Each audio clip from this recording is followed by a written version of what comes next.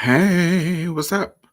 This is your girl Diamond. I go live every Friday at 7:19. um, if you are new here, we discuss current events. We discuss, just give context to stuff that's going on in the world and all that kind of good jazz.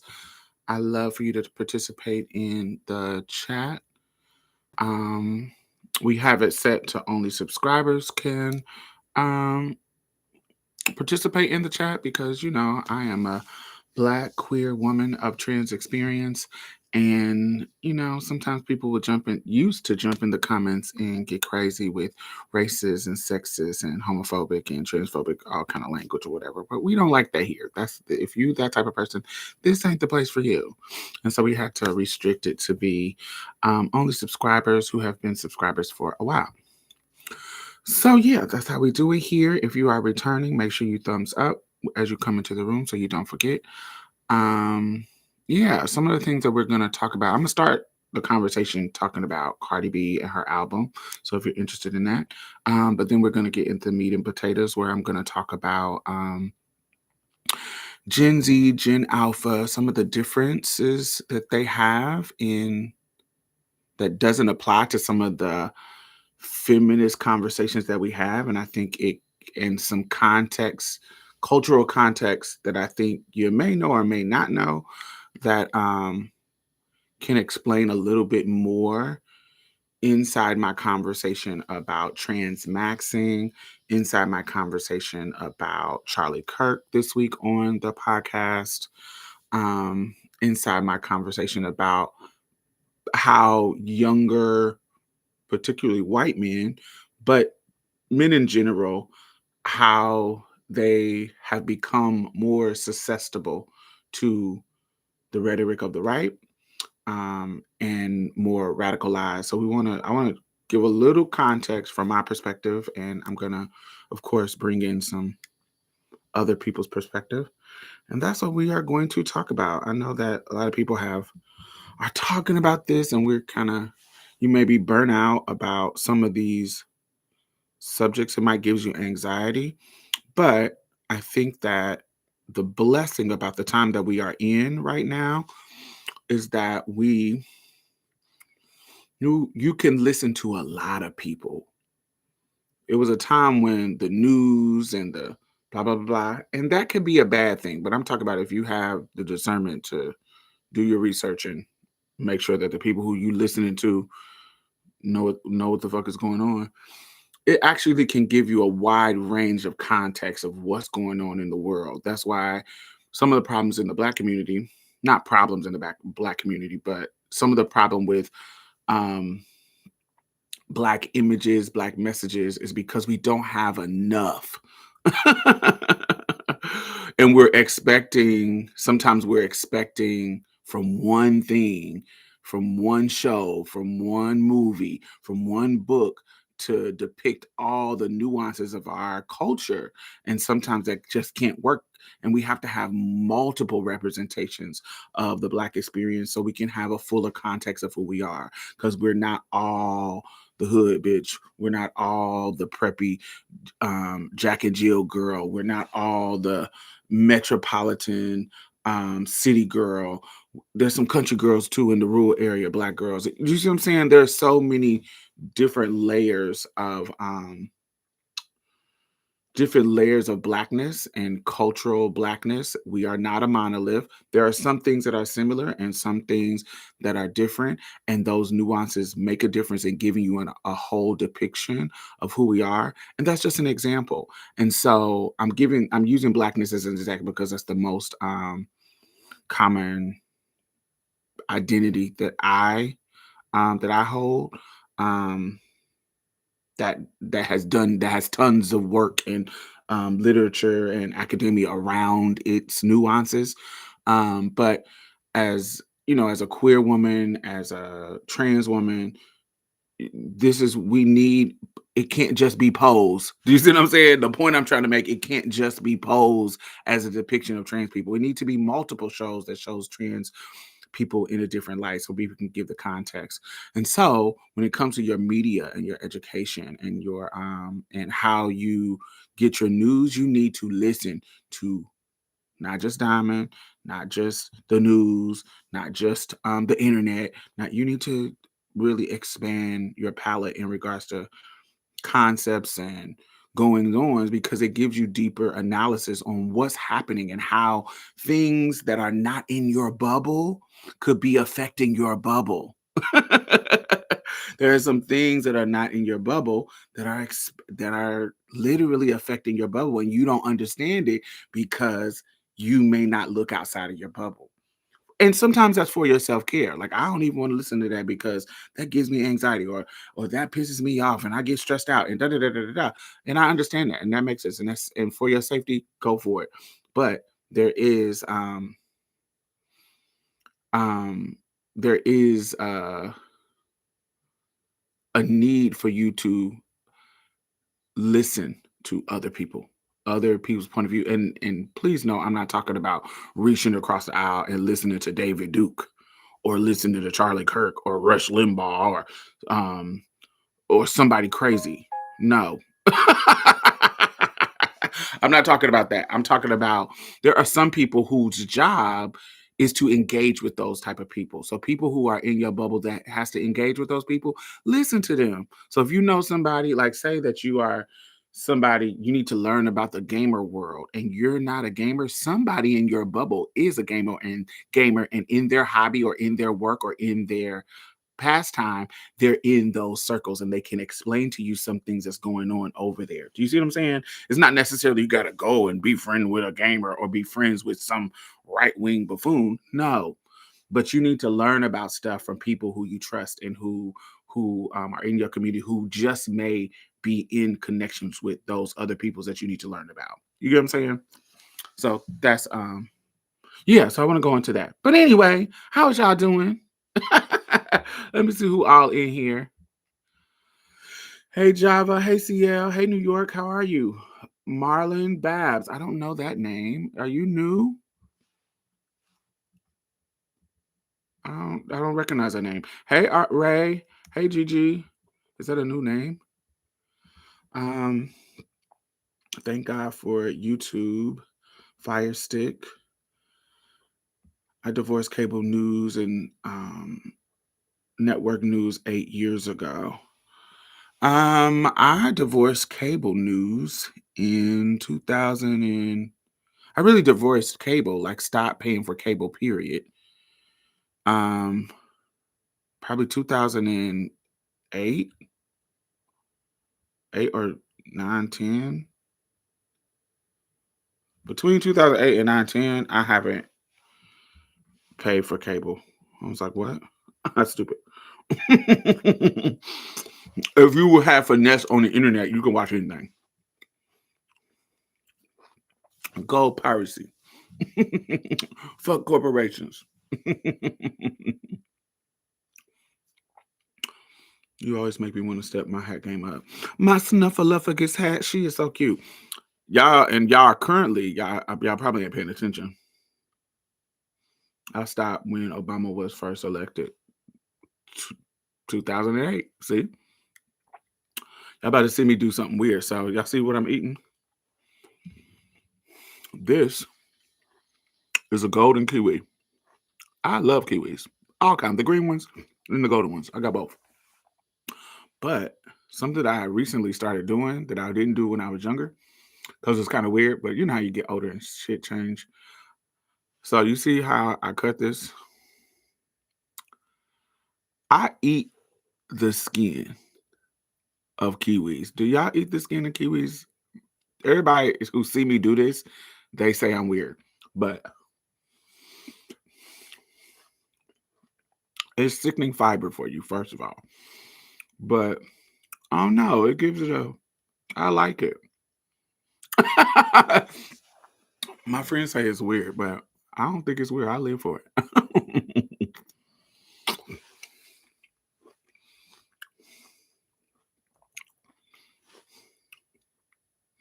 I eat the skin of oranges now. You insane. I'm judging you, bitch. That's just nasty. That ain't bitter to you? That's bitter. Ooh.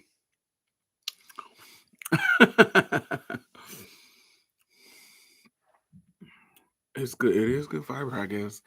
It's nasty fiber though. That's the that white part, that's too bitter. That orange flavor comes from the really orange part on the outside, but the white part, ooh,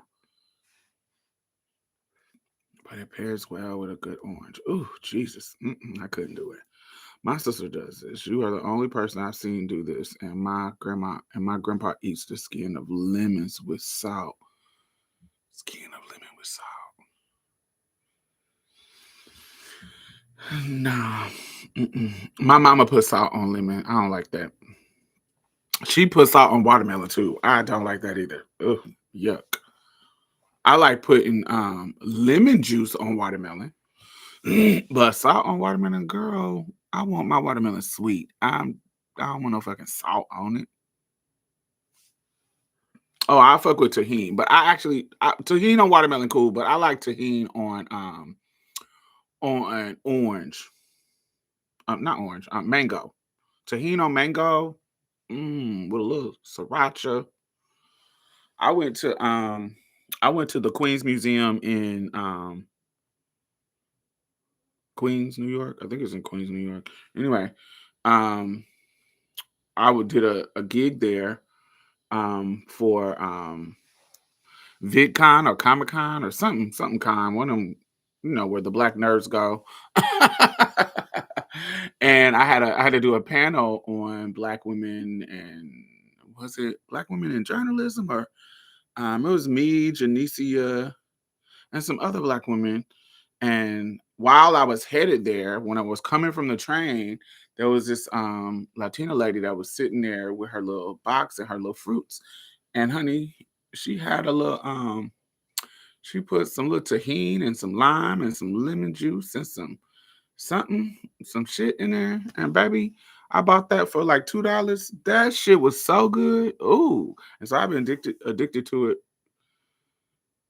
since then. A lot of Southern families put salt on peaches. Mm. Eating kiwis whole remind me of hairy balls in my mouth, so I can't bite down. Mm. I'm a bite them. I'm going to Niche France on Monday because you talked it up. Any recommendations? Ooh.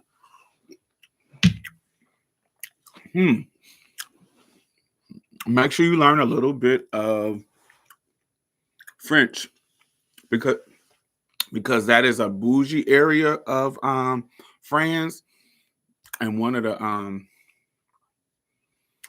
the waiters was real rude to me. Well, I don't want to say rude, but they forced me to speak French to give my order, even though they spoke English. So, but we can't trip. We in that country, learn the language, ho. So I didn't trip really, but it was kind of like, oh girl. It was my Americanism. I have a little French and a little reverso. So yes.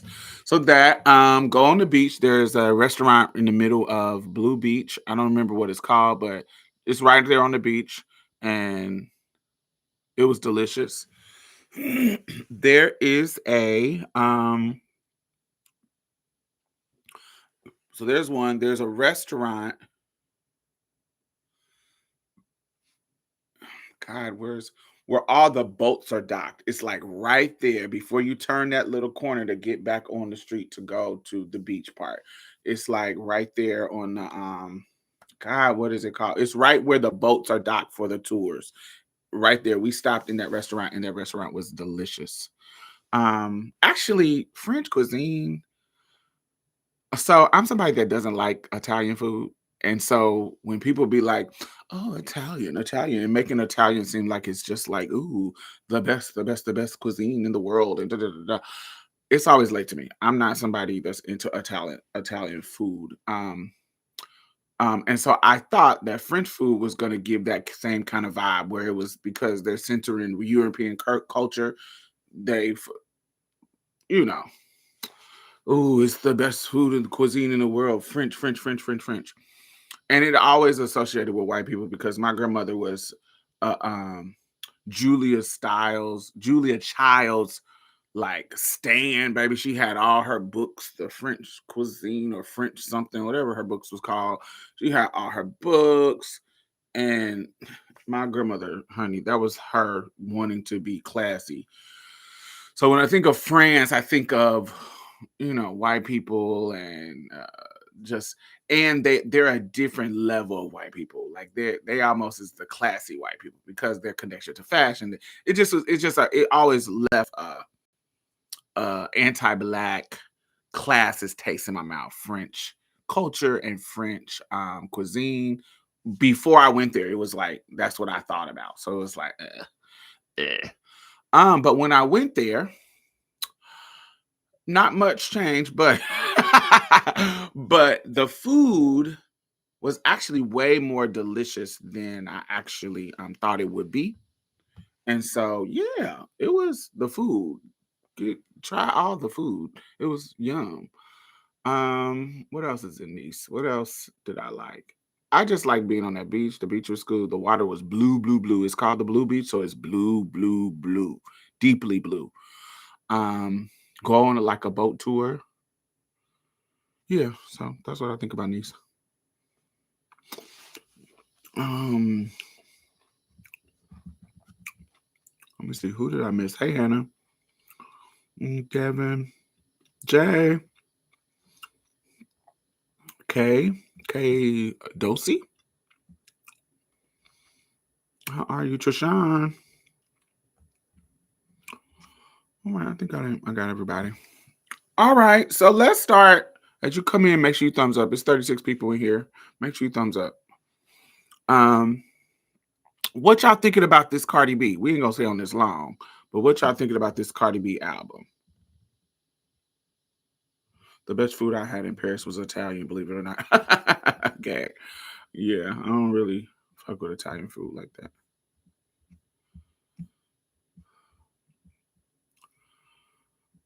So let me go to my timeline. So Cardi just released an album called I Am the Drama yesterday. It dropped today. And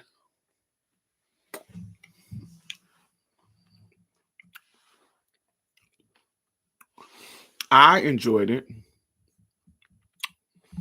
Cardi is a bird. I'm not into her music. Hmm. I'm always I always side eye men who use bird as a pejorative against women. It always seems rooted in misogyny. But I don't know you like that, so. And I'm always,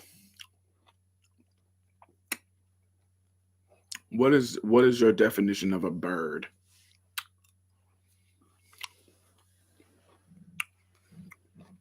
What is a bird? Because it feels like a derivative of chicken head that was used in the 90s. It feels like it has grown, you know what I'm saying? And that feels like it's really rooted in misogyny.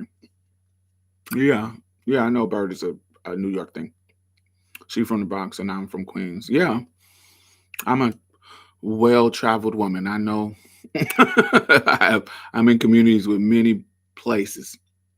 So I know bird is a East Coast New Yorker thing. And usually calling somebody a bird, the connotation usually has some misogyny in it. Because no, a lot of chicks from the Bronx. What makes it define what a bird is? I always thought bird was about chicken head. Yeah, it's all. It's all. What is a bird? What's your definition? What is your definition of a bird? and how does Cardi fit into being a bird?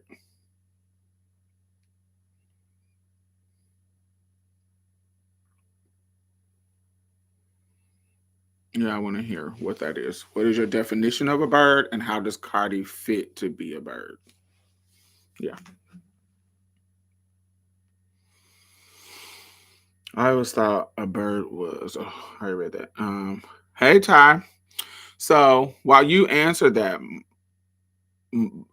Queens Marlin, Jamaica Avenue, nigga. It's the fourth pregnancy with a new guy while still married to me. Um, that makes you a bird, having a baby by a nigga while you still married.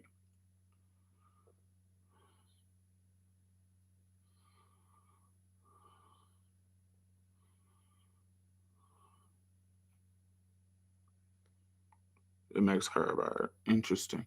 It's exclusive to her. You said it like that was a correction. It's exclusive to her. Is it because you're a Remy Ma fan? There's tons of women who are separated from their partner, uh, that have new men that are not di- technically divorced, but we know they're not together, and we know that he fucked up. Have you seen Paradise Show? Good evening, Diamond. I'm glad you brought this up because this was a part of what I wanted to talk about. Um, Literally says having a baby while you're still married. Now they don't even have beef. Remy and Cardi are cool, as far as I know. Mm, I don't know. I know they did at one point, but I'm not for sure. What's going on now? Yes, they are separated, not technically like they both are talking about that they're not together anymore. So it's official publicly, and so it's official. So she supposes, and we've been knowing her new man. We know they taking trips together, posting on each other's gram. So I mean, Cardi does have bird energy to me. A bird is a woman who doesn't have substance. She's male centered to me. A bird, that's bird behavior. Interesting. Interesting.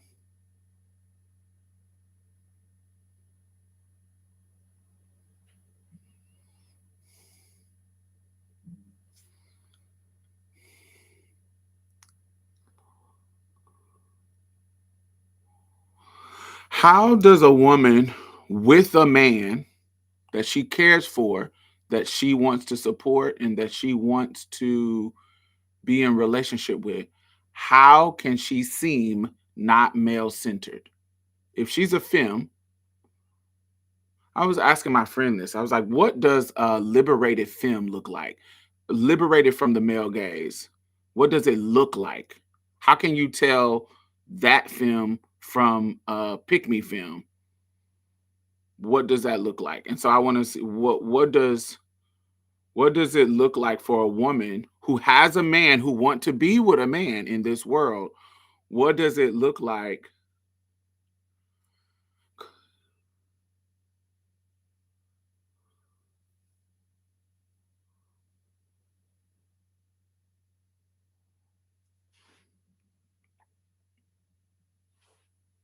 But I heard people call Amanda Seals a bird, an angry bird. Literally. And I think it's weird to say that Cardi doesn't have substance. Cardi be saying some layman at she will take a feminist concept and boil it down to the most layman message that a chick who may not be an academic could get. Not saying that she's doing it on purpose. Not s- um Not saying that she's doing it because she's an academic. What I'm saying is that there is a lot of people who think you have to be this analytical academic to get these concepts. But she will literally say something that's like, that is a feminist, like a hardcore academic feminist concept that she just narrowed down to a really simple layman term. And and I think one of the reasons why we see her engage with, and this is taking away take away how colorism benefits her and all that kind of stuff, not taking away but and considering it. I think one of the reasons why she's in spaces like doing um interviews with a Bernie Sanders and get these kind of more outside of the bird opportunities is because she has those kind of way of talking and way of um relaying messages to the layman, because she's such a real authentic person. I don't find her to be lacking substance at all. Yeah, it's hard for me to think that that having baby by a dude while you still married. I know respectability politics. People say that's bird stuff. I get it. I get where somebody could say, "Oh, you still married," but I still think that's respectability politics. You still married, having a baby? What? Bitch, this is my pussy. I can give it to who I want, but also ain't no timeline in when I want to fucking have a baby. I'm fucking my nigga. I got pregnant. I don't want an abortion. I can afford to keep it. I'm keeping it. How is this bird behavior? Not respectable behavior? To who? That's still, to me, that's respectability politics. But I don't know. It feels misogynistic. It feels like really weird.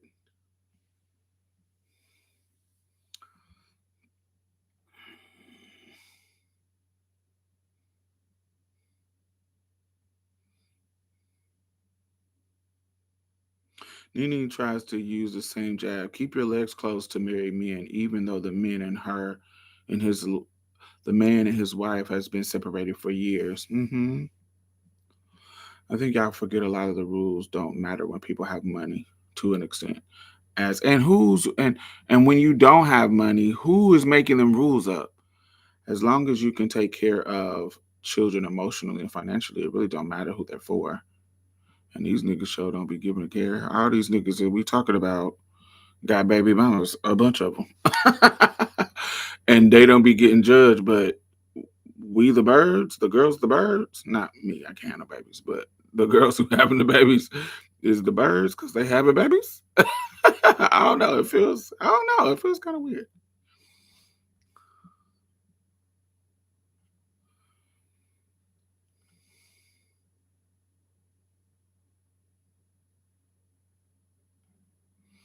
My perspective that in the real world it's dangerous to tie yourself to a man you barely know.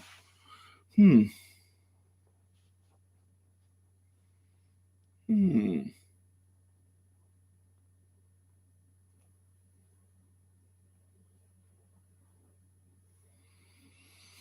Hmm.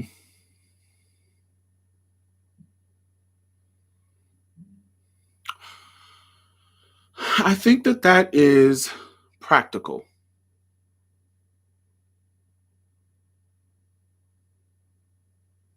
I think that that is practical. I think that that is smart. I think that that is reasonable. But there's people, there's just women who have babies in various circumstances that it is what it is. Like it's just what this is what the circumstance I got into. Baby, we was fucking and I got pregnant. And I didn't plan to get pregnant, but I did. So what you want me to do? That's real world. That's real world, and it's not necessarily dangerous. I wouldn't say it's necessarily dangerous. Um, More dangerous than hooking up with somebody that you don't know in any other time. But a lot of motherfuckers hook up with people they don't know, and maybe it's because maybe I'm a bird. I fuck niggas who I want to fuck. and I don't have uterus to have babies with them, so I'm never at risk of that. But I'm at risk of other stuff. But I'm prepped up and doing my thing. So not prepped up. I'm actually not really fucking like that, but I'm talking about in my days where I was in the streets. Sometimes, honey, you take a risk, you take a jump. You take a risk, you take a jump, and I like this nigga, so I'm riding with the situation.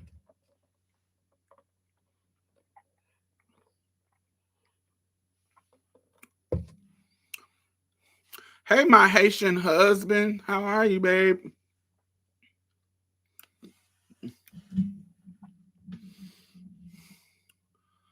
All the things that are not, all those things are not always realistic. Yeah, I don't know. My point is creating life with a stranger is risky. I think she'd be crashing out and about, I think she'll be crashing out about him soon. Maybe, yeah, likely. I just don't think that it's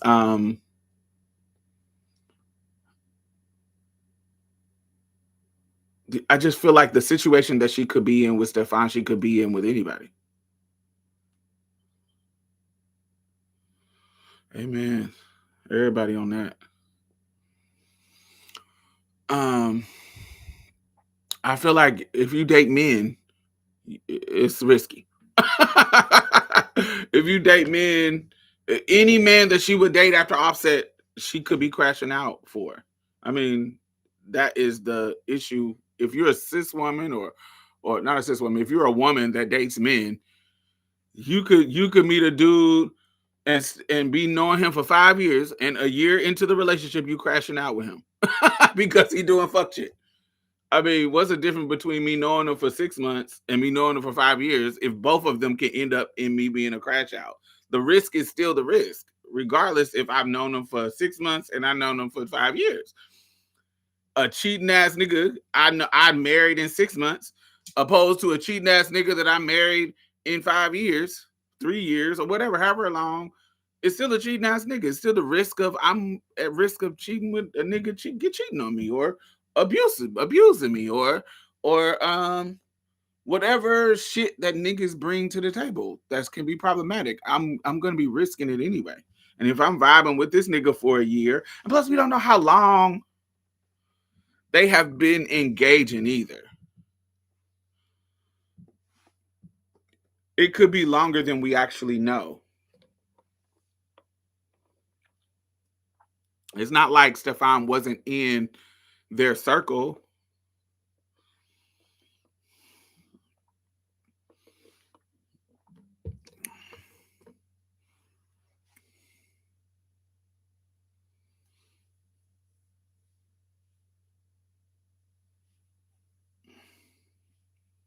But yeah, I think that I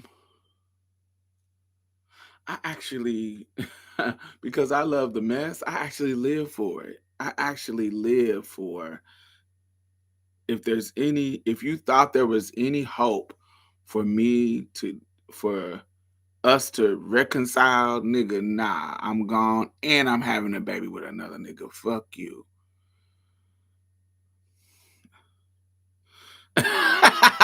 I just felt like that was the icing on the cake. I live for, and I can tell Offset is crashing out about it too, because he's talking about it. Yeah, I think that I don't know. I think it was lovely. I was hoping that it was not. First of all, I got a new album coming out. I'm getting an abortion. I'm sorry, baby. I'm getting an abortion, but I know some people there's a religious aspect around abortion, baby. But if I got a new album coming out, I'm going through a divorce, baby. This one's getting chopped and screwed. That's just what it is. Baby, listen. That's just what I'm doing. I wish she had enjoyed her single life for a minute. Girl, some of us don't like that. Some of us like to be booed up. Not me. But I know some girls who's like, the casual dating or just being alone ain't really just for them. And I guess that's what you talked about as far as being male centered. But if that's who you are, if I don't necessarily call that male centered. I know what I'm looking for. If I know what I'm looking for, and this nigga ain't shit, and I leave him, and I'm getting treated well by this one, great. But me, I ain't having no babies.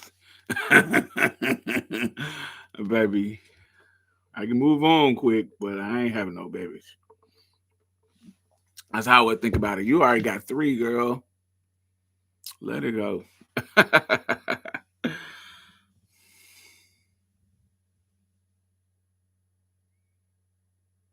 I'm trying to understand how she's about to tour. I wasn't going either way, but well, she said that the baby is due before she goes on tour. As soon as she gets have the baby, she's gonna go right back. She's gonna go on tour. That's how her timeline is. In the interview, she said.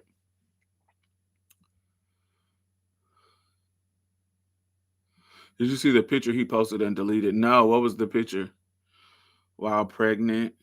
No, no, no. She's not going on tour while pregnant. She's going on tour after she drops the baby.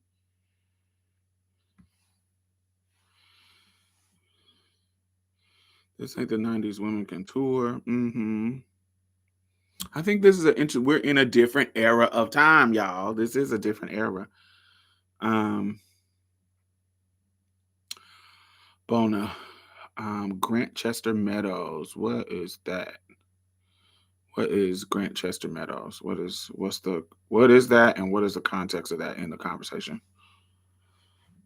Grant Chester Meadows. Are there any songs that y'all particularly like on the album? I really like the song with her and Kalani. And I don't like the first song with Summer Walker, but I like the second song with Summer Walker. Like you said, this wouldn't have been the times as it pertains to her own professional plans. I don't mean she can't, but because of the physical strain on her body. Um, in the 90s, women were having babies and touring immediately after, i.e., Whitney Houston and the Body Girl World Tour. That is true. She did.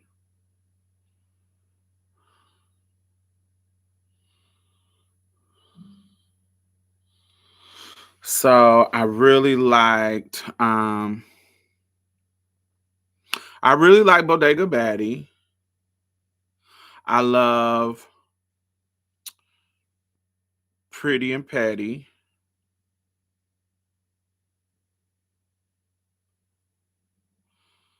I like her and Lizzo. I like Salute.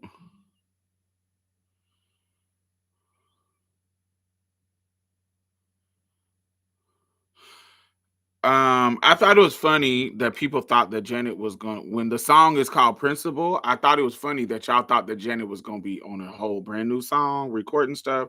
When I saw that the song was called Principle, I knew that she was sampling Pleasure Principle. Like I knew that it wasn't going to be if it was a different title, I probably thought it would have been like a Janet feature, Janet doing a whole different number. But because the title of the song was Principle, I knew that she was just going to be sampling Pleasure Principle. Oh, oh, oh. I knew that. I didn't expect Janet to be like on a whole new song. Um, yeah.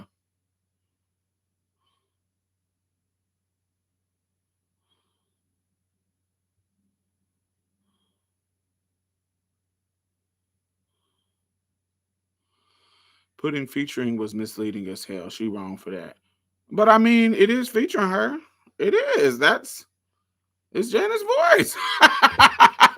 They didn't interpolate it. Well, is that what is it? Interpolated or whatever? They didn't. Somebody else didn't record it. It is Janet's voice. A girl, but why can't I say featuring? But why would you put Janet in the credits when you can say featuring, girl? This is Janet.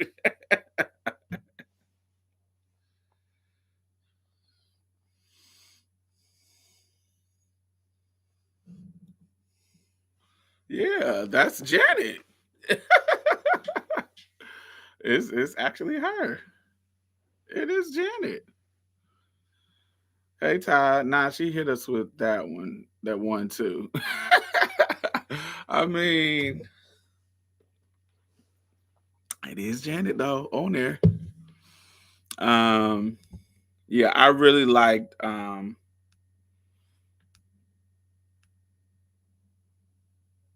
really like Hello. I really like Safe. Yeah, it's a couple of bops on here that I like, and it's a couple of duds.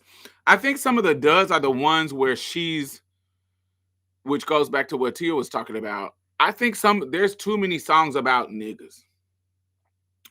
It's too many songs about niggas where I'm like, okay, girl, some of these could have been deleted off, but I think she wanted to say what she had to say on the album to Offset.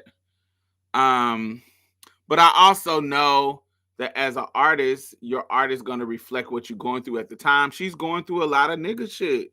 She going through a lot of shit with niggas. So of course it's going to reflect in the music, and she got to explain her point of view and blah blah blah blah blah blah. So I get it, but it was a little too many niggas, too much nigga talk on here. Like fuck these niggas, bitch. We need a um Bodoga back. Bodega Baddie was too loud. I love Bodega Baddie. I live for it. That is the one that she was um that was the one to the Spanish girlies, wasn't it? Yeah, I like that one. I like that one. I love Safe, Bodega Baddie, um, Hello, and of course I like Outside. Pretty and Patty, love that one. Better Than You with Cash Cobain. I do like that one too. Um Medium would be like the Lizzo song. I didn't hate it. I didn't love it. People would be saying all that she put out is twerk music if she didn't talk about her marriage. Yeah. It's almost a decade of time she had a lot to say. That is true. It's been a while since she had um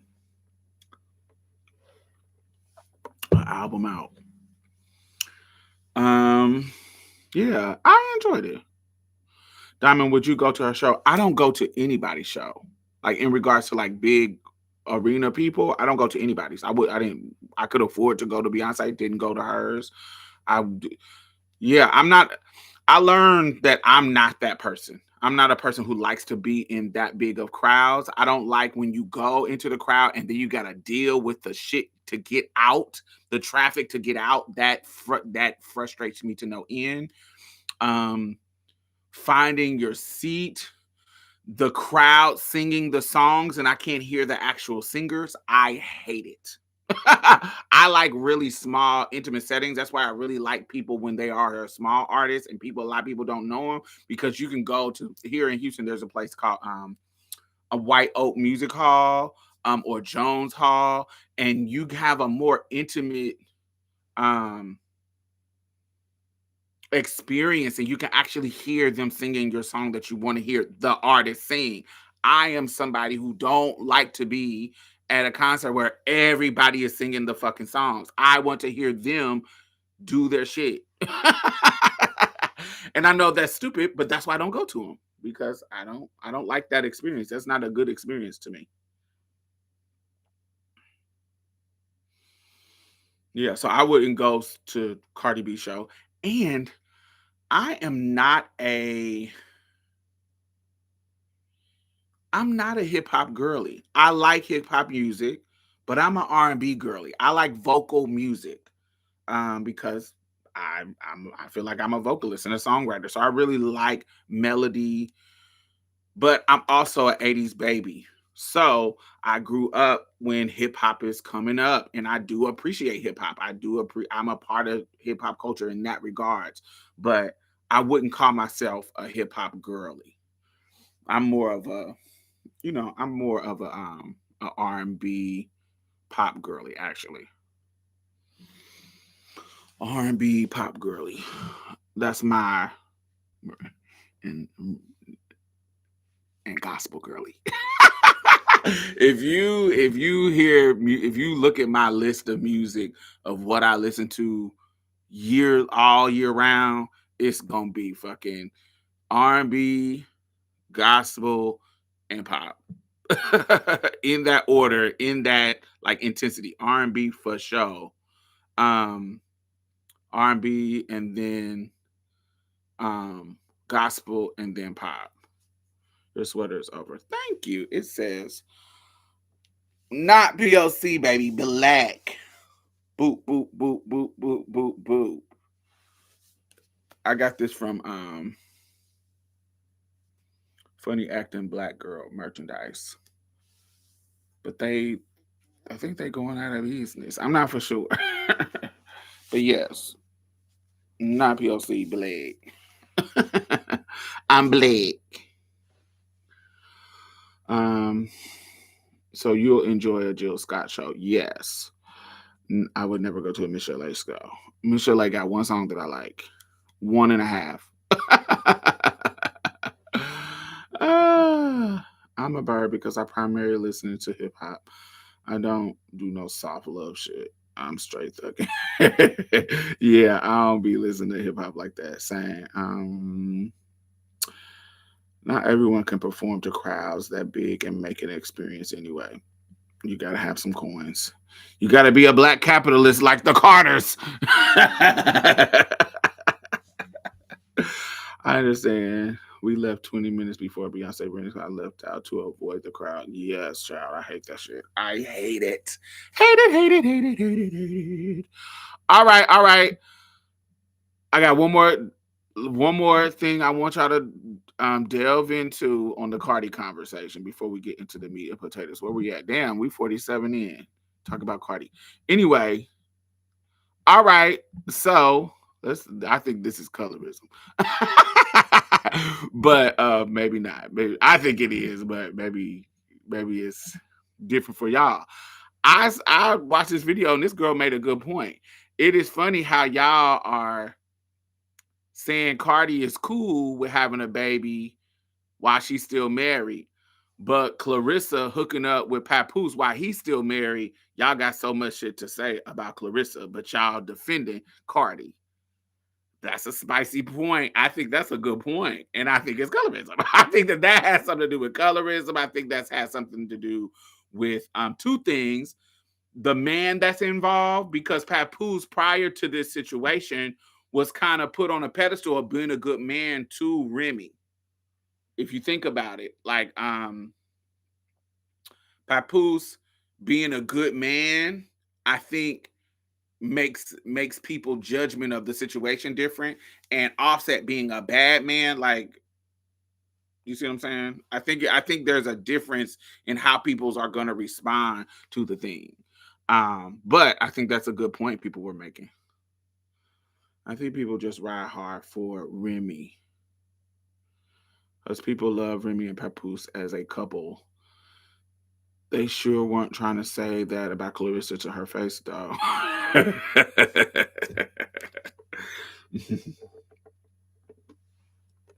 Bird is in my lexicon. Y'all not gonna shame me about it. I mean, ain't nobody shame y'all about Bird. You can call people Bird. It's still giving misogyny. That's not in my. I'm not. I'm Southern coded, so I don't really use Bird like that. I'm trying to think of what we use as Bird.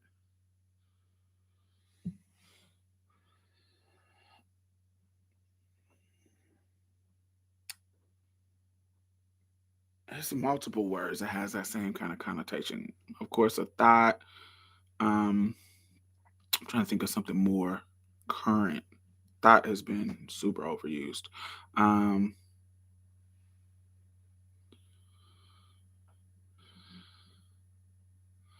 Yeah, in the South it's different. Bird is not. We don't be calling nobody no bird. That's weird. Not weird, but it's just not something that I really associate that with. I associate bird like I associate Joan. Oh, she's a sexy Joan. That when somebody say that, I'm like, that's like East Coast. Ain't nobody saying that shit. It's really, you know, Philly or East Coast or yeah. Those are words that's particular to that culture to me. Bird means basic to me. Okay.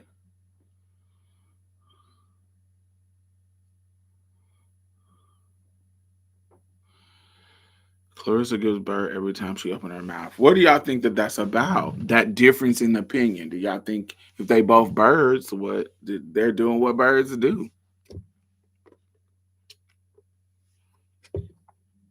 I took it to mean easy. How I hear people using bird is dumb. Like they're a dumb, easy chick. Dumb, easy, um,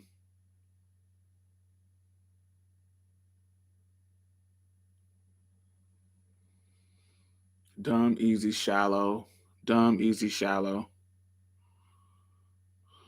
Dumb, easy, shallow. Basic, yeah, basic. Oh, she just chasing money. She a groupie. She a groupie ass bitch. She a bird. She just chasing money and dick. Um, chasing sex, money and dick, drugs. She's a bird. Like she's yeah, basic. I can see basic. Yeah, the connotation is very misogynistic. That's what it's given. Mm. But yes, that is I thought that that was an interesting point that was being made about comparing Clarissa and Cardi's situation. I think it's real. I think it's different, but I think it's different because the men that are involved. All right. Let me go to my notes. All right, now we're gonna get into the more serious parts of the conversation. Um,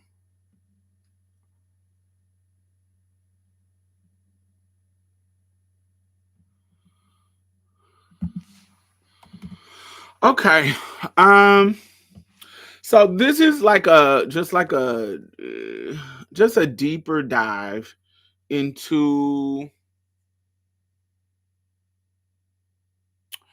not the trans maxing situation. It's not that because I don't need to go. I don't explain that. That's like some male prison culture shit.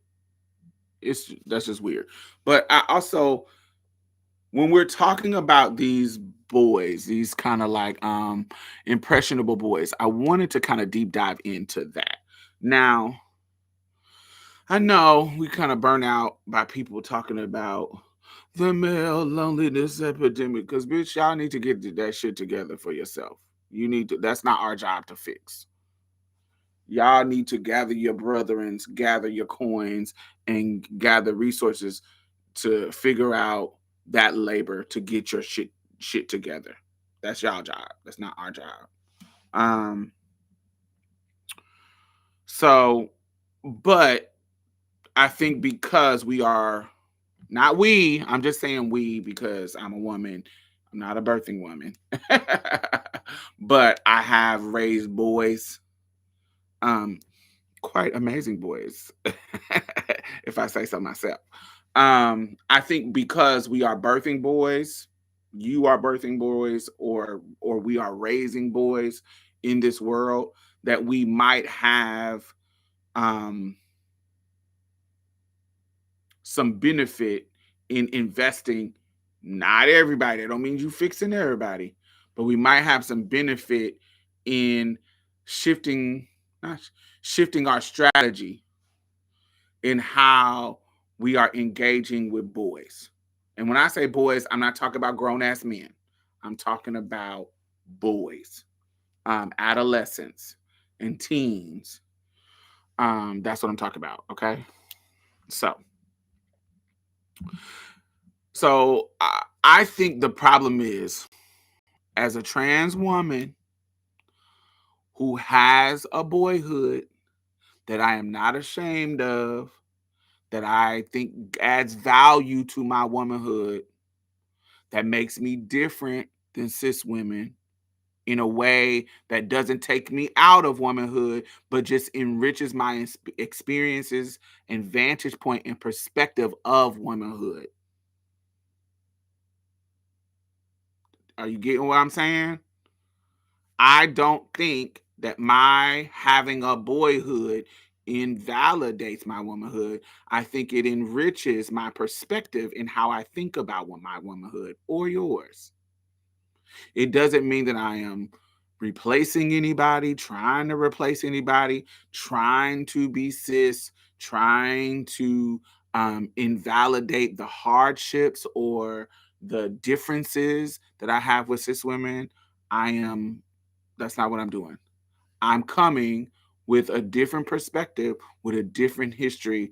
My womanhood has a different path to it that I don't think invalidates it or demeans it. I'm okay with my history.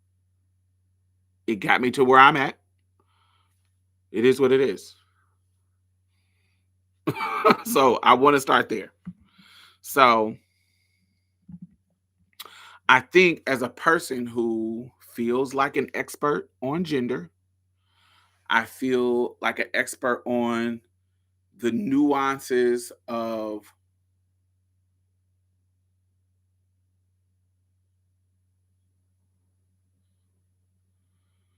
um that's a good point. And it's not, I don't think that a lot of this um people who watch me,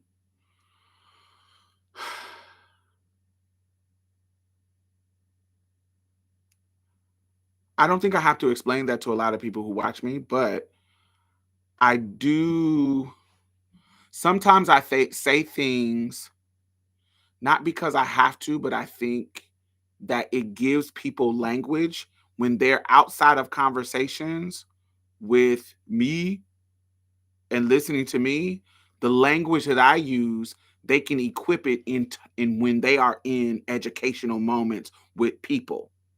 So when I say that my womanhood doesn't invalidate, my womanhood isn't here to replace my woman, all the things that I just laid out, they can use that language too and have words to be able to explain to other people. So it's not that I'm saying it to, that I think like I'm, of course, sometimes I'm usually preaching to the choir, but sometimes people may not have the language and I'm giving it to them. And I do find myself to be somebody who is intentionally trying to educate people, intentionally, passively. Like, I don't like to be in person doing some of this work. Depends on the circumstances, but I'm not sitting down with certain people, but passively, I feel like part of one of the pillars of my reason for doing what I do, for being on the internet, for releasing content, is for educational purposes. And sometimes a part of that education is to give the language to use when you are talking to other people about me and my experience and my people. So it's not, I totally get it, how it can seem exhausting, but it's not really exhausting because I know what I am doing this for. Do you see what I'm saying? And it's not centering I, cis people. Is just centering the need to educate, if that makes sense. Centering my purpose in educating. And so this is the language that I use when I'm explaining why I think that this is important. So yes, I think that I am somebody who is an expert in in gender, particularly a person who is living a womanhood. And I say a because there's multiple womanhoods. Who is living a particular womanhood that has a particular vantage point from being a boy. that I am not ashamed of. Do you see what I'm saying? Like, I think that because I lived as a boy, it gives me a particular perspective. And in this conversation that we're going to have today, I think I am quite, very, very quite um, an expert in this because of my lived experience. And of course, because of, things that I've read and studied and da da da da da, because when it comes to gender.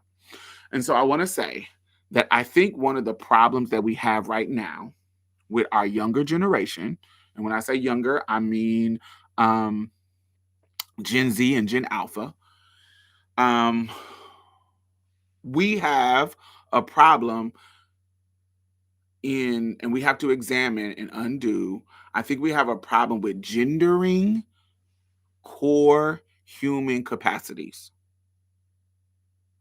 What do I mean by that? I think that there are things that we just all need to do and have access to as humans that we have gendered and we have put on. This is core feminist um, points that many our classic feminist texts explain, um, that we have gendered these core human capacities, like the capacity for emotionality, being emotional and having an emotional intelligence.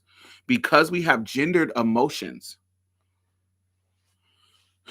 and because we have gendered emotions and have made it to be a woman thing, a girly thing, a negative thing, we have literally cut off that part of boys. And remember, I am not talking about grown ass men. These boys turn into grown ass men, and we see the problems in this current events of how it turns out.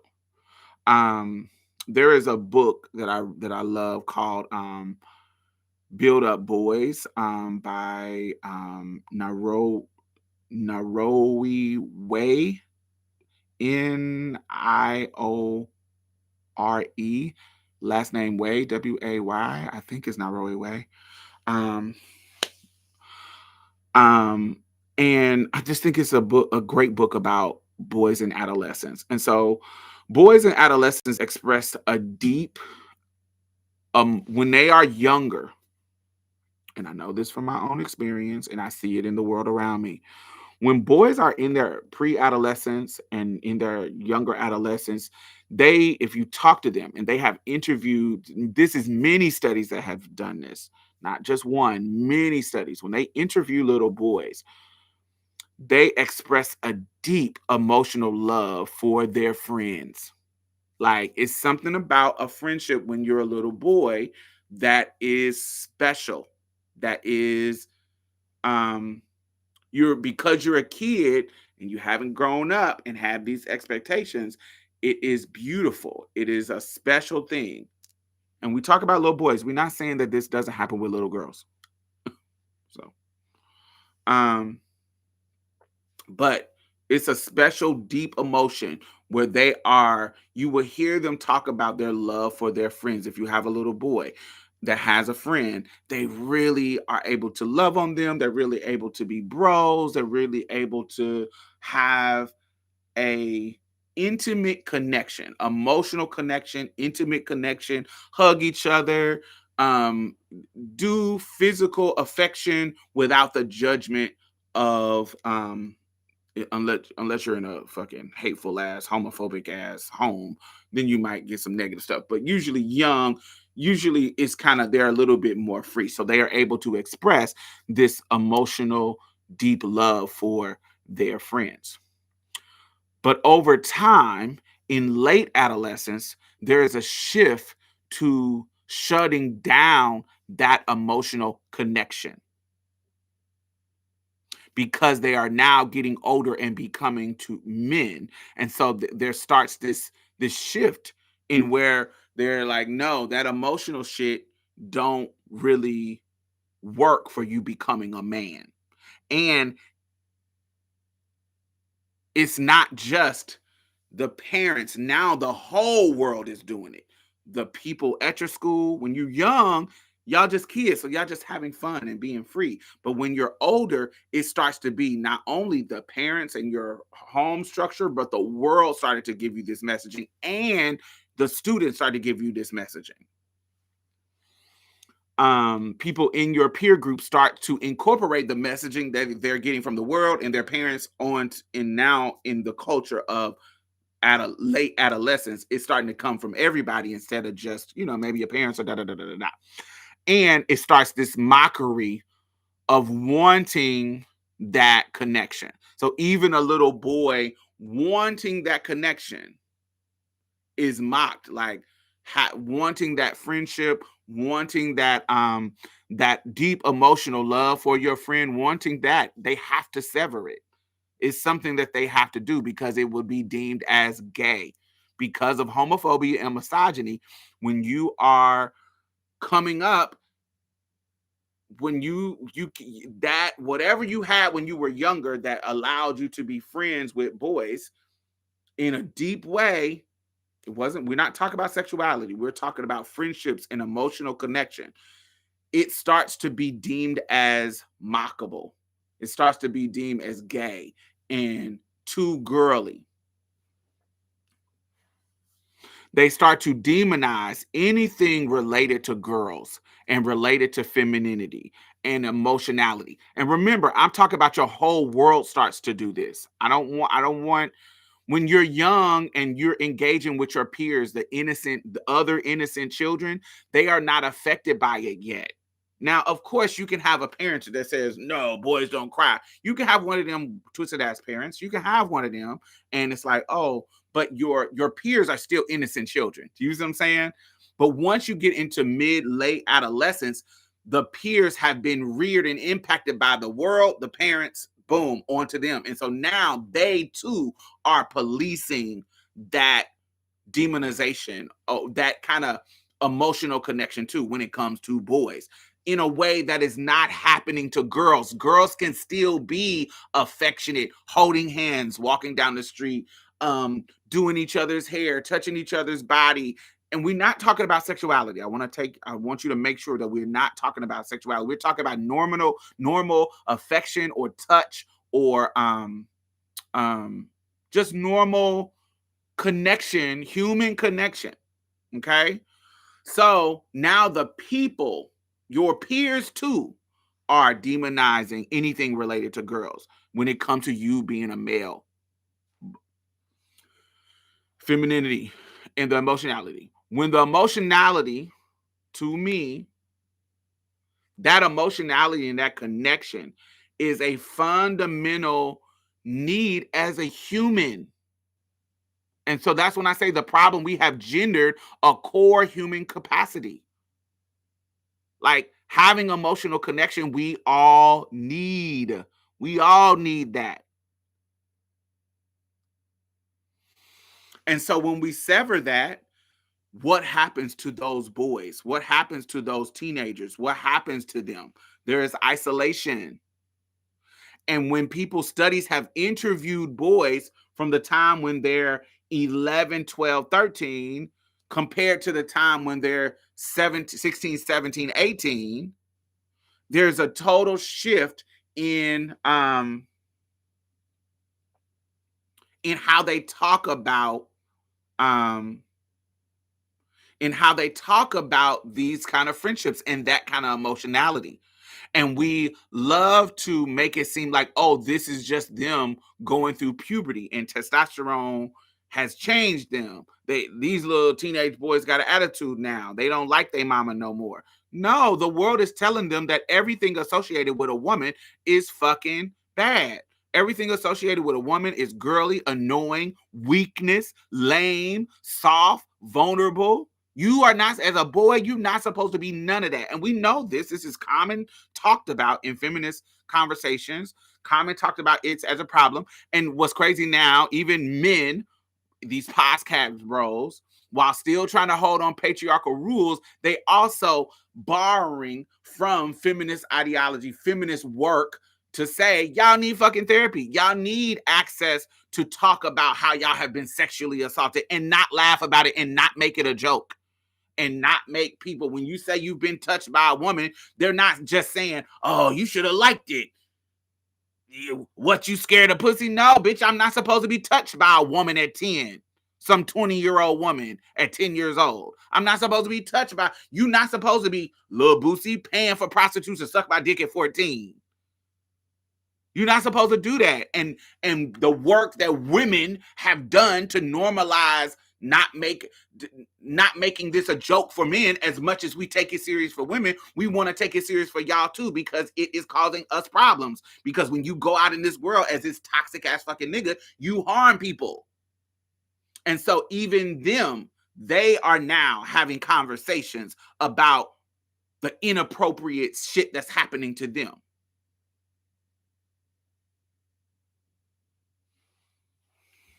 Okay. Yep, it's socialization. And the crazy thing is women reinforce these attitudes only to complain about these grown men not being able to meet their needs to be emotionally later. And so, yes, this socialization is not just men. This is women. This is not a I don't want to ever seem like it's just men that's upholding patriarchy. Women uphold patriarchy too. Absolutely. So yes. Stop telling my life story. I was 10 and my sexual abuser was 20 years old, female family member. Yes. That's a very common thing. That's something that happens. And I think the impact can be harmful to some people. And I also think that because of how we think about sexuality with boys, that it doesn't come off as a trauma. It's like, ooh, some of them, because I think trauma, it can be negative when we think about it, but also it's the perspective of the person that is happening to. If I'm a boy who is 14 and I'm getting my dick sucked by a 20-year-old and I'm excited about it, I'm not going to think about it as a trauma. Do you see what I'm saying? Like, I'm not going to think it, as opposed to a girl who's 14 and a dude is holding her down and forcing her to have sex and she's traumatized because it's not what she wants. It's not consistent. Both of these things are wrong. Both of these things are wrong, but the victim is thinking about it mentally in a different way. So, and there's some dudes who feel like, oh my God, this is harmful and I'm warped by this. Yes, but I'm talking about there's some dudes, because of how we set them up to fetishize women, even as little boys, they are not thinking about it as a trauma.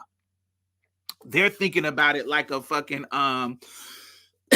like the Birdman meme. Like, I got an old woman about to make me nut. I'm going through puberty. My fucking dick get hard. I don't know. You get what I'm saying? I'm not thinking about it as some hard, forced, traumatic situation. I'm thinking about it. Yeah, they told me that the older bitches, and we see little boys being groomed to be like this. I watched a video of a 7, 8-year-old boy talking like he's a grown man, objectifying a girl his age, which was fucking weird. Yeah, it was weird, but I know boys who are being groomed to be toxic, misogynist men. And so they grow up and here they come teenagers, dick getting hard, hair on their balls. And so they're thinking about this as a conquering. I'm getting a chance with an older woman. They're not thinking about it as a fucking trauma situation. And so how it impacts their life, it's not going to have some girls when they done got touched and they done got, and boys, anybody who takes it as a trauma, boys and girls, anybody who takes it as a trauma, like it's like, oh my God, a traumatic thing, it can turn them into being more timid. It can turn them to being more angry. You get what I'm saying? It can have a lasting impact on how their personality plays out in the world.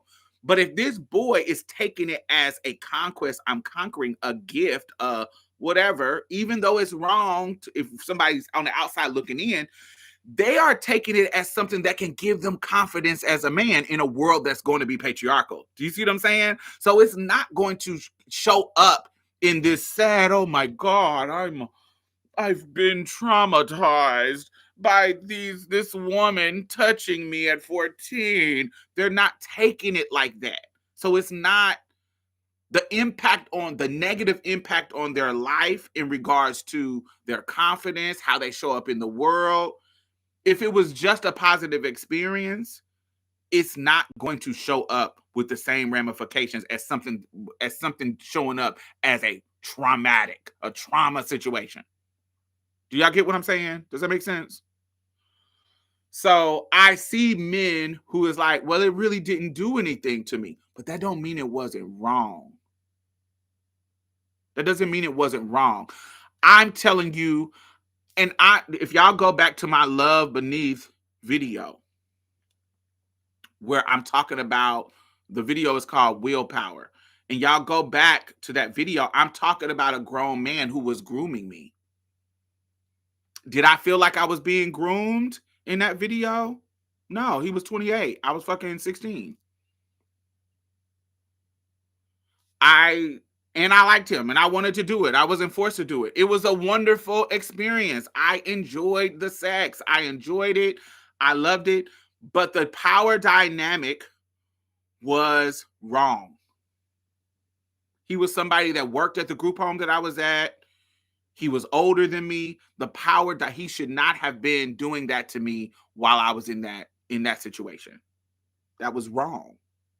But as a teen, it didn't impact me on a traumatic level because I wanted to do it. I felt like I had agency. The shit felt good. It was amazing. My first experience was amazing. Loved it. It wasn't any kind of it didn't feel, not saying that it wasn't, it didn't feel like I was being manipulated into a situation, even though I was. It didn't feel like that. So that's what I mean. What I'm talking about is not whether or not it wasn't or wasn't wrong or manipulation. Da da da da. For me as the victim, it didn't feel wrong. It didn't feel like I didn't have agency. It didn't feel forced at all. I wanted to do it. It felt good. It was great.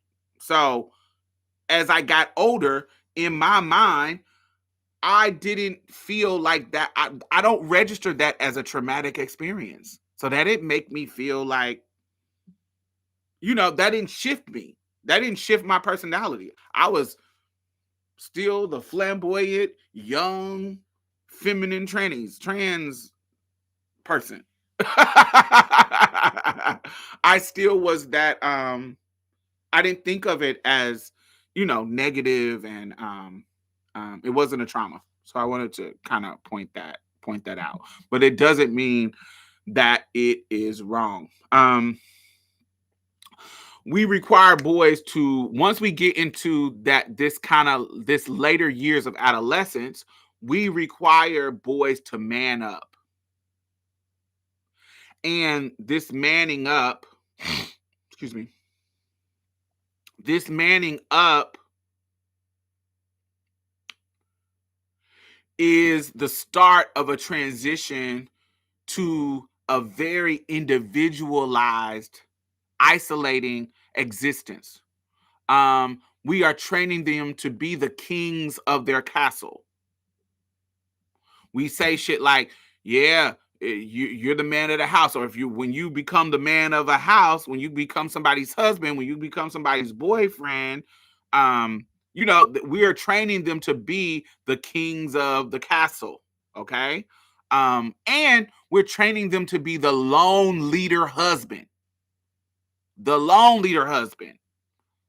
Responsible for a wife, a kid, and a dog. You know what I'm saying? Like 2 kids and a dog, however the dream is. For you to have your son, we fetishized having sons. We know that, right? Have your son and then have your daughter. And you get what I'm saying? We are training them to be lone leader husbands, responsible for their wives and 2 kids and a dog. And oftentimes men, because this severance from their emotionality that we have over the years of their adolescence. So how many years of adolescence last? About like let's say like a 10-year, from 10 to like 8 years, from 10 to 18. This is a training to get them to be the lone husband, the lone patriarch, because they're now it's, this is my castle. No man needs to touch my children. No man needs to touch my wife. I'm taking care of the responsibility of the bills. I'm doing all these things. This is what a real man does. Take care of the home and don't cook, don't clean, just pay the bills and have the wife do all the rest of the labor in the house. I'm paying all the bills. My mama did that in her day. My grandma did that. Why can't you? Wait, what did you say, Efon? The trauma shows up in their infidelity, toxic hypersexuality, their inability to have friendship with folks of other gender without sex, or cruelty if they don't find them attractive or weird. Amen. They're taught to do that. They're taught to bully girls. They're taught to bully girls. Absolutely. They're taught to bully girls. They're taught to objectify girls. This is what it is. This is what you have no value, but you do have a value if you're a special girl. Like if you act right, and I want y'all to clock this because I'm gonna talk about this a little bit later. If you act right, you're a special girl, and you act right, then you get the benefit of me paying all your bills. Yes, you got to work and be my slave, but I pay all the bills. That's the economic. I take away all your economic stress. But we're gonna visit that a little bit later. So yes, they become this lone leader husband. And oftentimes men will go and pick the woman, the pick me, the woman who's acting right, the respectable girl, the one who's not a bird, the one who is not basic, who does all the things right, who dresses right, who is a virgin or close to a virgin, who got a low body count, who does all the things. And now, because you do all the things right, I can marry you. And the benefit of me marrying you is you get the prize of my emotional dependency. Now, all the traumas that I never worked out all through adolescence and my earlier years, I get to throw all that shit on you, wife or girlfriend. And now the emotional dependency is on you. And wait, clock this. And they will pathologize that as a natural, inherent gendered balance. Like you are a woman. And because you are a woman, because you have a vagina, you are equipped to be more emotional and handle all the shit that I haven't learned to handle emotionally. And it's natural. Like they have pathologized the nature of it when that's not true. Clock it.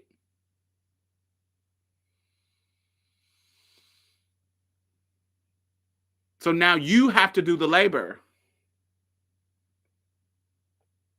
And so an untrained wife has to take on the emotional burden and labor because she has been gendered to have more emotional capacity, even though that's not true. Clock it.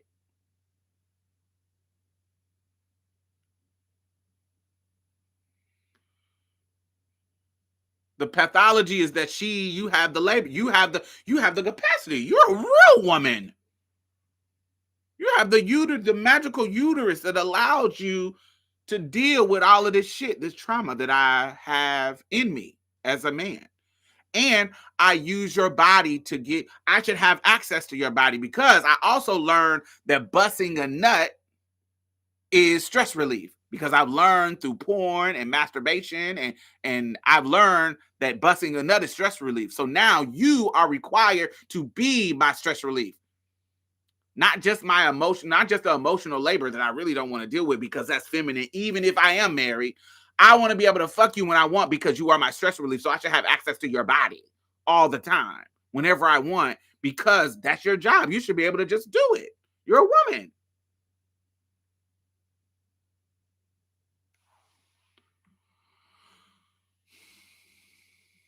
So,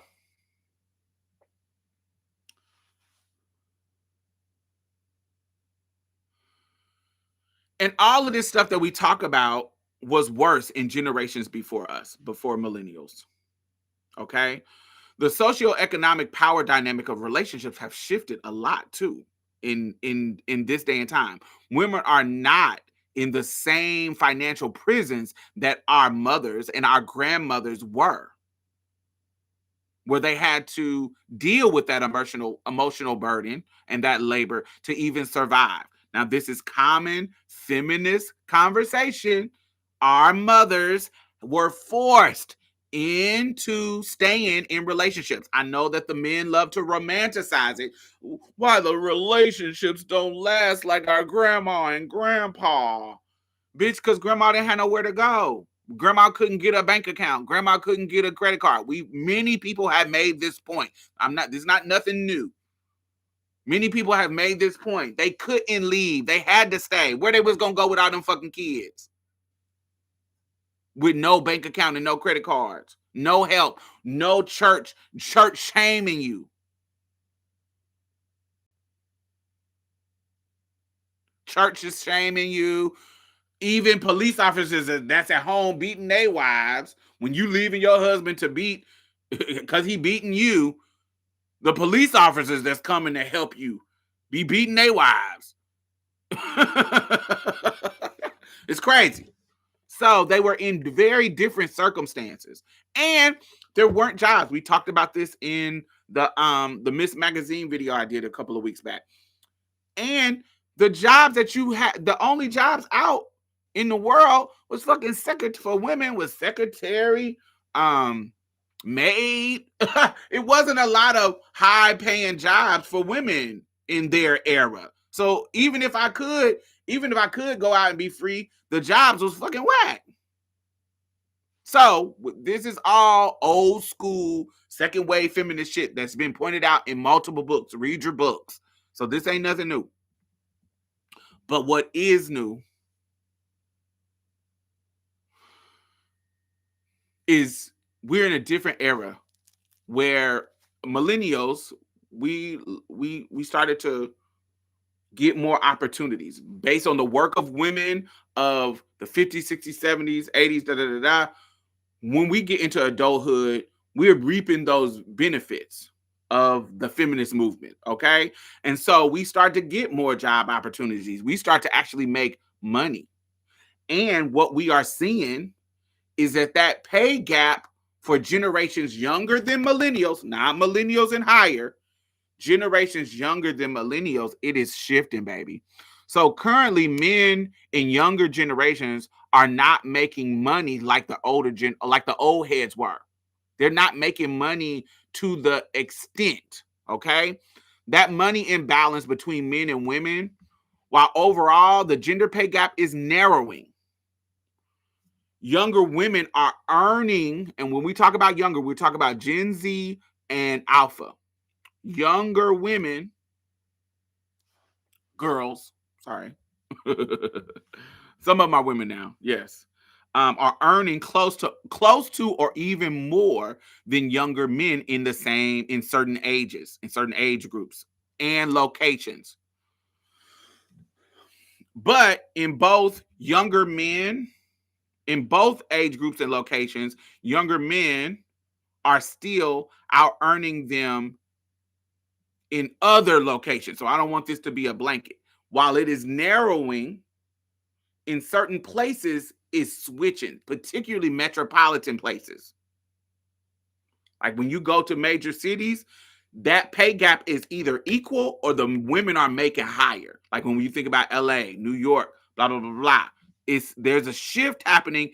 So when we talk about the gender pay dynamic, that the feminists that grow up my era or higher that we talk about, that has been the mainstay in our experience, that is not the same for these younger women. It's not the same level of pay gap. Okay, I want y'all to clock that.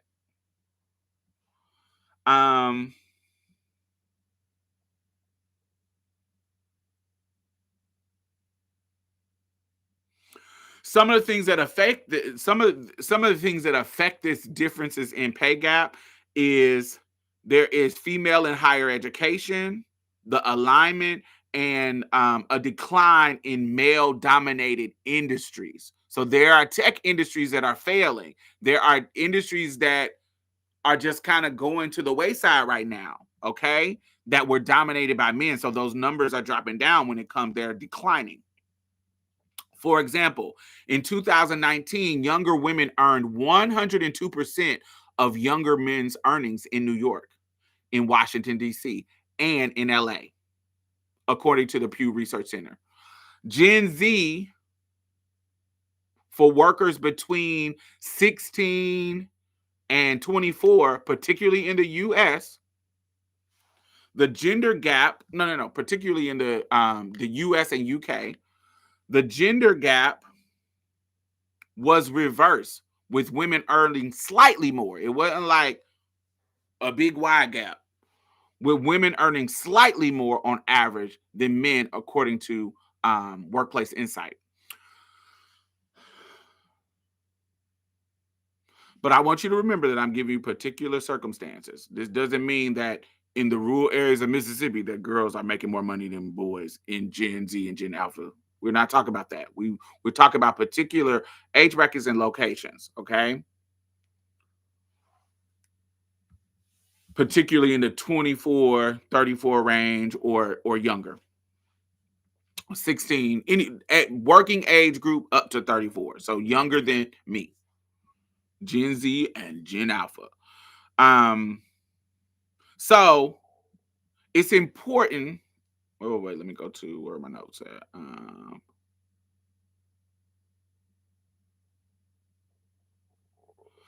Yeah, so overall, the gender gap is still there. It's just smaller in these demographics. I think women in these demographics overall are making 90 to every dollar, which is a narrowing, which is a beautiful narrowing. The work that feminists have done has worked. That's really great.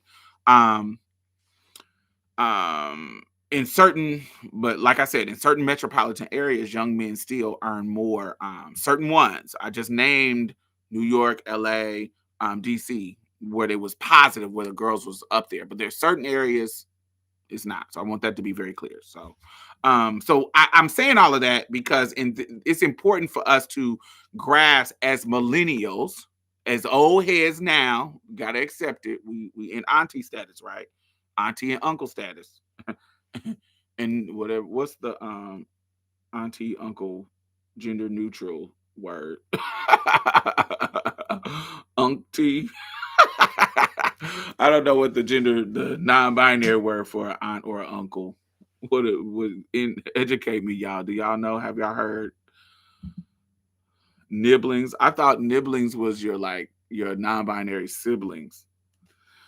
Anyway, yeah, y'all need to make up a word, honey.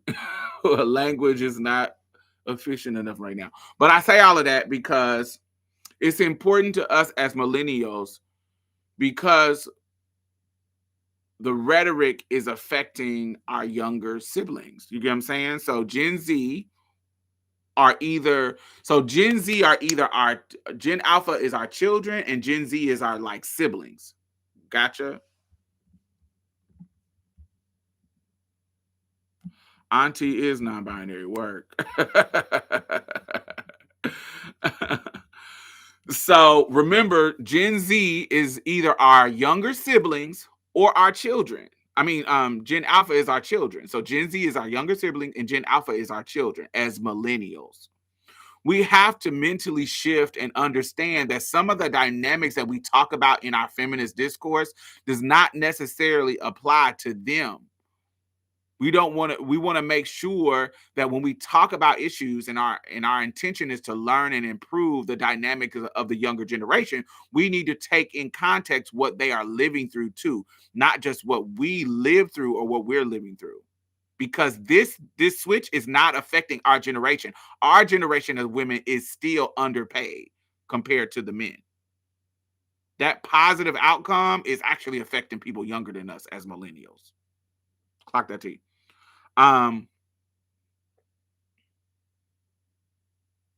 We need to take what they're living through too, not just what we were living through. And I think that makes us more mindful. I think when we take into that consideration in differences in the dynamics and the power that we fought for to give to the next generation to be free, I feel like if we it's us being responsible. And I think it makes us more mindful than our previous generations of people who are older than us, boomers and Gen X, because baby, we know how that worked out. We know that they whack. They shitty. They are, they have their own traumas and excuses of why they are how they are. Um, I think us as millennials can be a different vibe.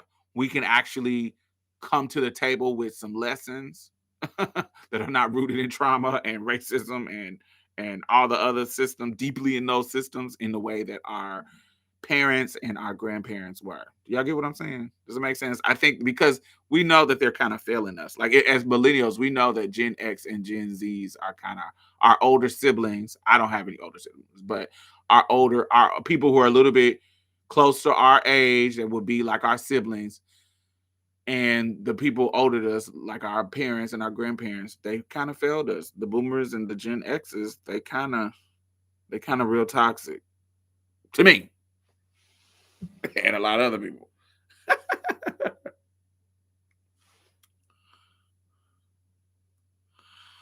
I'm Gen X, 77 born. Work.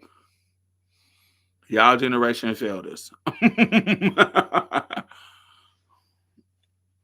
Because we even see how y'all voted this election. Y'all on some bullshit still. Maybe not you, but that generation, child. That Gen X generation, the black ones. Woo. And I know the other ones are bullshit too, but no, the Gen X too. You better go look at them numbers. The Gen X too. They were more. They actually if you look at them numbers overall, Gen X was more Trumpers than fucking boomers. This go round.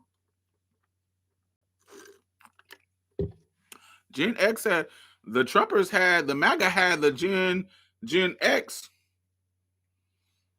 in a chokehold. Baby, they wore y'all out. They had y'all by y'all balls, and y'all was loving it at the voting booth. Getting y'all life, MAGA, making America great again.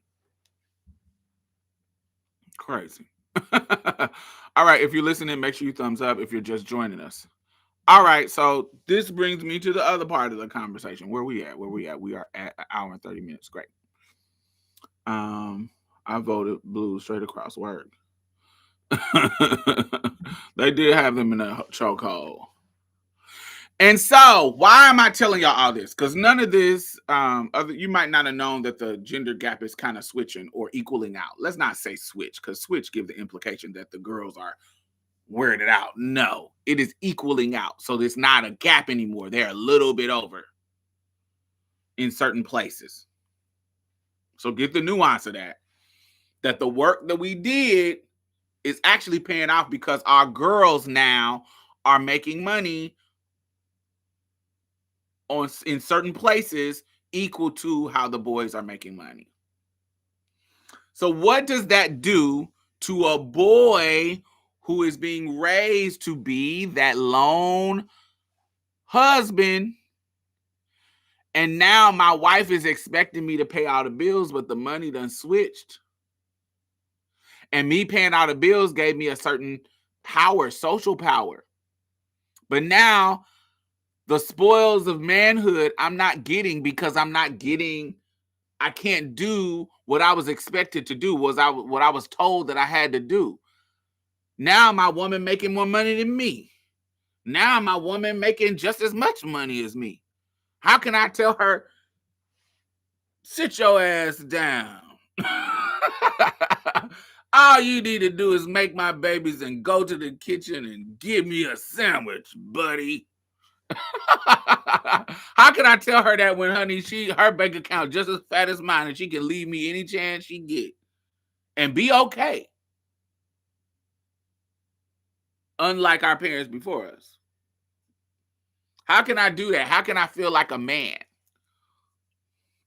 If that's what they say, my ability and what I bring to the table is worth. That's what my masculinity is rooted in.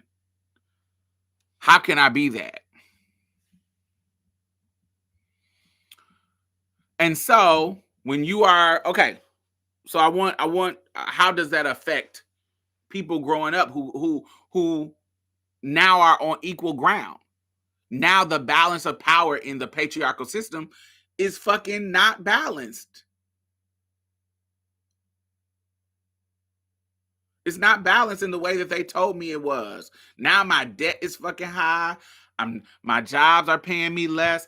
I can't afford a house. I can't even boast about getting a house for my wife.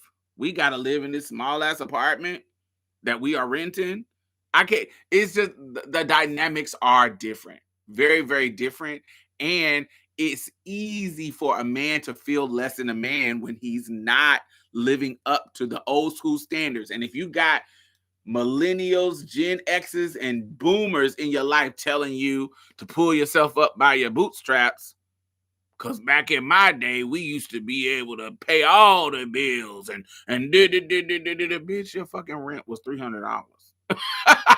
Bitch, your rent was $15. Groceries was $50 a month. For 11 kids. Fuck out of here. So, how does that make a man feel or a young man feel? All right.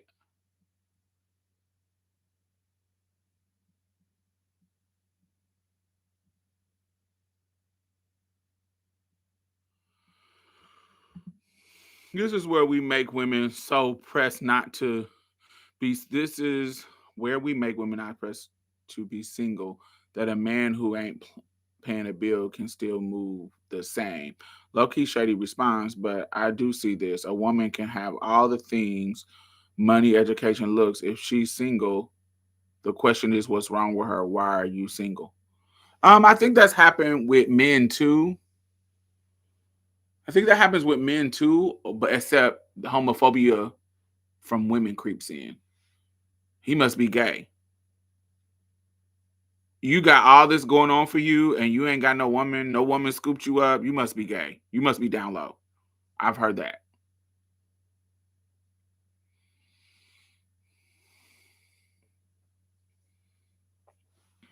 Why you ain't got no woman?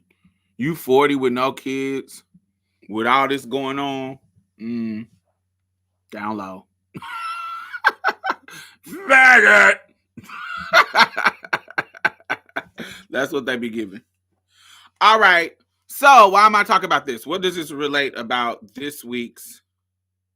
Now this is gonna be the obscure side of the internet, y'all. So I don't want y'all to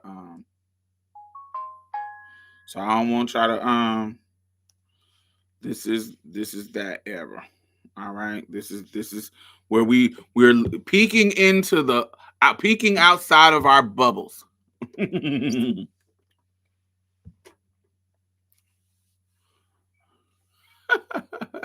Peeking outside of our bubbles. All right, we ready? All right, so this is Cat Black. I love Cat Black. Y'all know I love her. So me and Cat Black, we two different black girls. Duh. But on so many levels. Like we are two different black girls on so many levels. She grew up in a conservative blue area of California. I grew up in a liberal area of a conservative state. So she grew up in a conservative area of a blue state. I grew up in a liberal area of a conservative state. You see what I'm saying? So our histories are different. I think how do I say this? I think that, you know, she has an investment in, do I want to say whiteness? I don't feel comfortable saying whiteness, but that's all I got right now. Sorry. That I don't have. I don't date white boys. She's a BDSM kind of girly. She has a lived experience that I could never have. Like she has a just a how I navigate my blackness and how I navigate who I am as a woman. She just sometimes I listen to her and she'll say some things that are kind of generalized, and I'm like, oh no, I don't experience that because I don't know. I don't know. She had a conversation recently that was let me see if I can find it. Um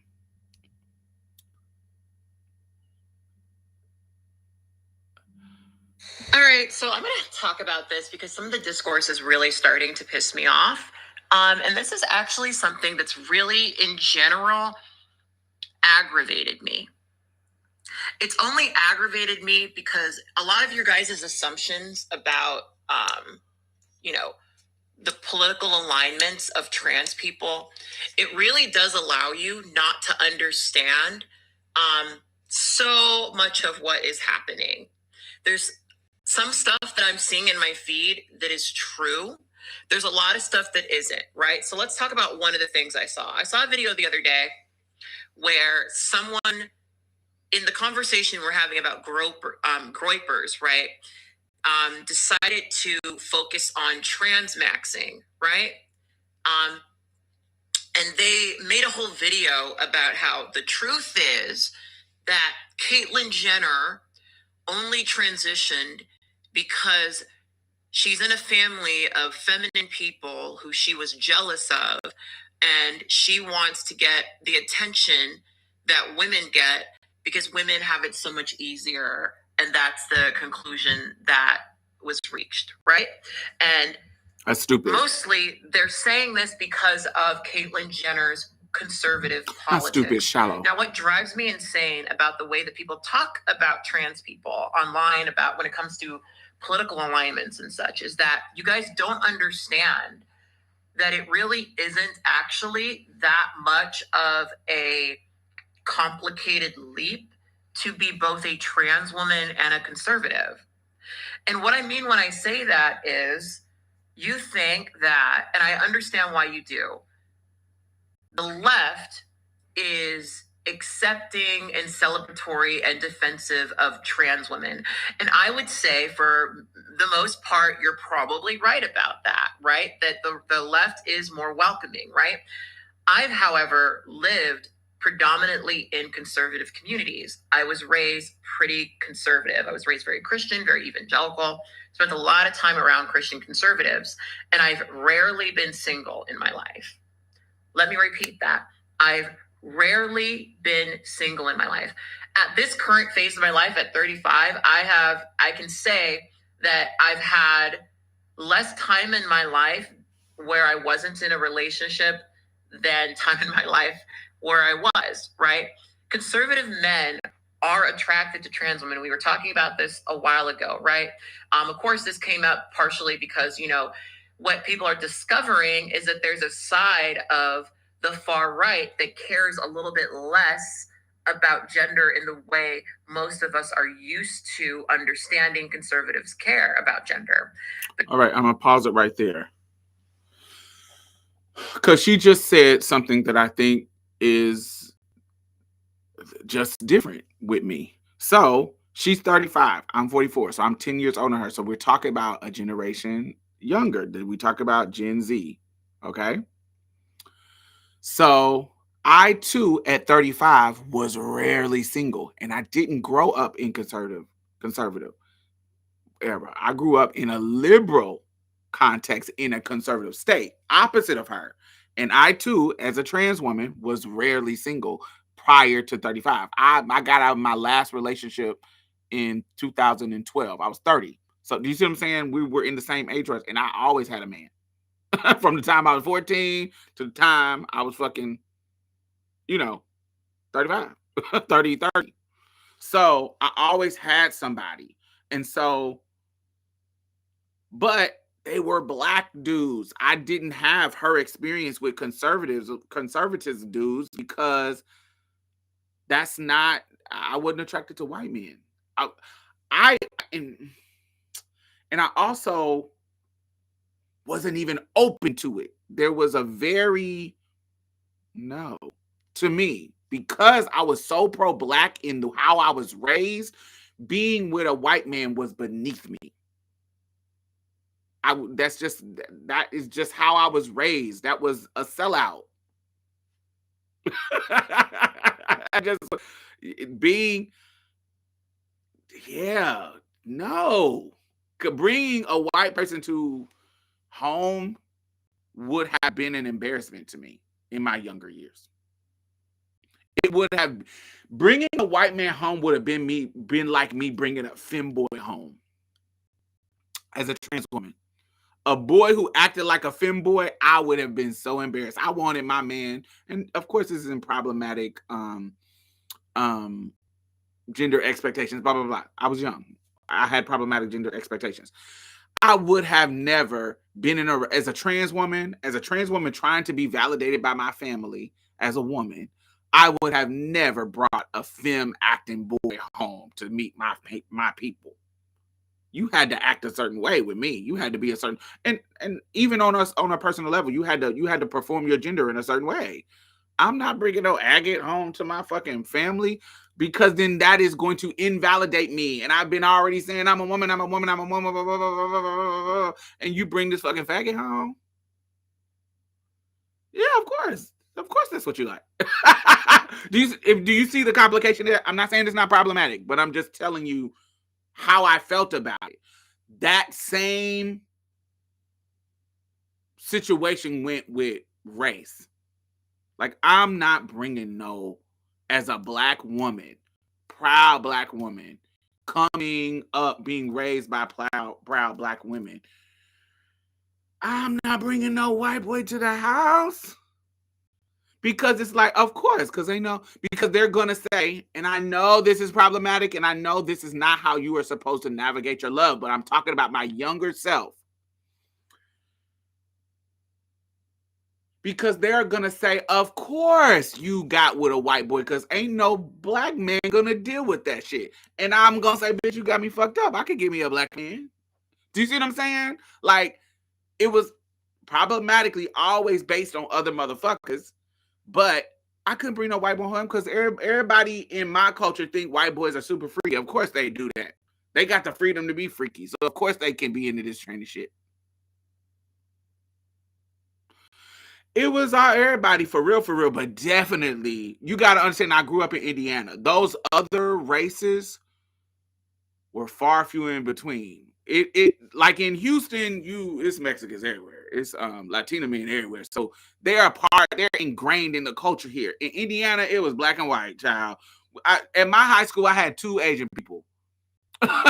Lakeview and his sister. They were brother and sister. Thumbs up if you're watching. It was 2 Asian people, so I didn't have no access to Asian. And in my and as far as Latina people, child, I remember Luz, she was Latina. Luz, I remember her. Who else? Like Spanish speaking Latina people, it probably was like 6. It was black and white. It was not a lot of people. It was not a lot of people. It was not a lot of other people. So I didn't really have to consider them too much. We knew they existed, but me having to engage with their culture, engage with them in a way to where I had to think about it. It wasn't too much. I didn't have to think about it. And remember, I have grew up in conservative states, and so I didn't meet when we moved to Boston was when we were exposed to more cultural diversity. When we moved to Boston, then we met the Portuguese girls, the Dominican girls, we met all the people, the Haitians, black people who spoke Spanish but they look black as hell. That's when we start seeing that. I didn't see, and this is like when I was like 9.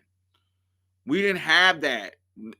That's why some people, like when you come to certain places, they don't have the racial IQ of Africans. Yes, the racial IQ that somebody in a Florida or New York or LA have, because the diversity isn't the same. It's not just ingrained in the culture. It just wasn't like that. And I think that colors how we think about things. Now, as I got older and I'm traveling and I'm going to California and as a remember my dad lived in California, so I would go out there and meet people. Moving to Boston when I was 9.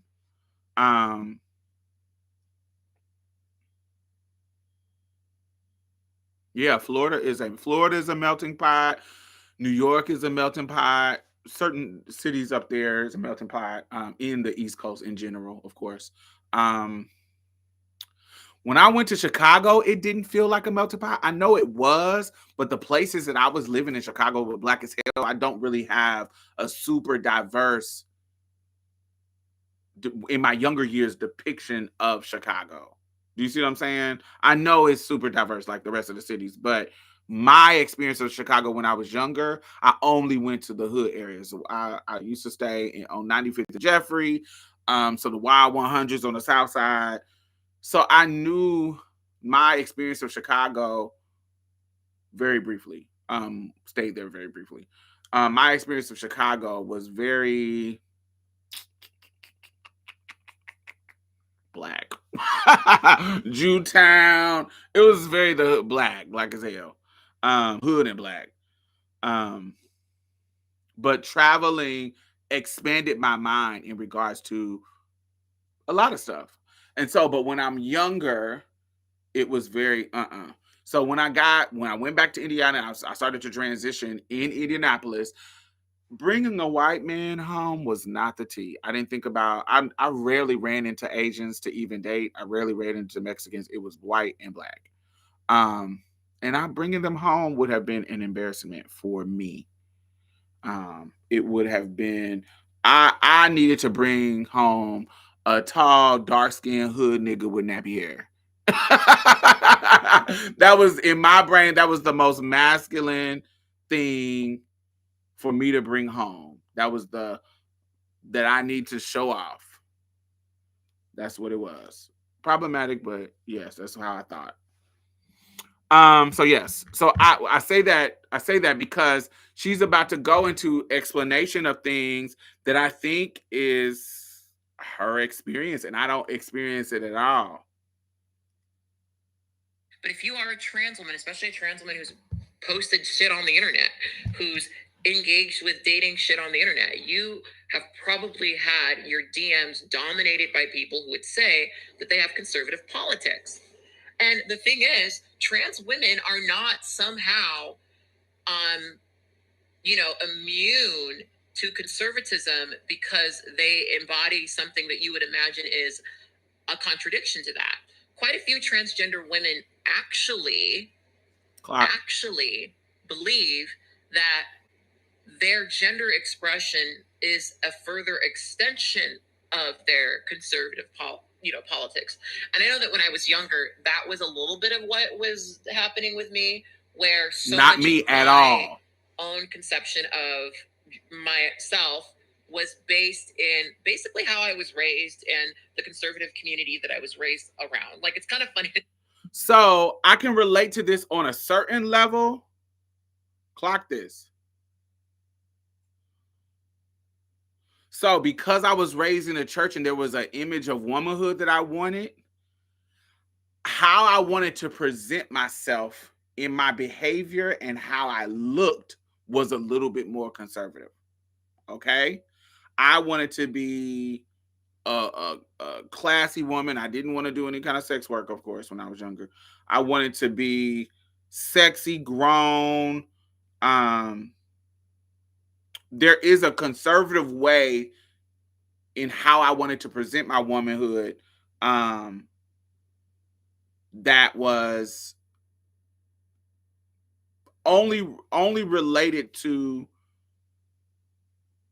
like how I presented my womanhood. It was not about my politics because I was in a pro-black family, a pro-black culture. So conservatism on that in regards to politics, no, we was real Pan-African. We was real hoodoo ass bitches. We was real black Christian, like Kojic and Baptist and AME.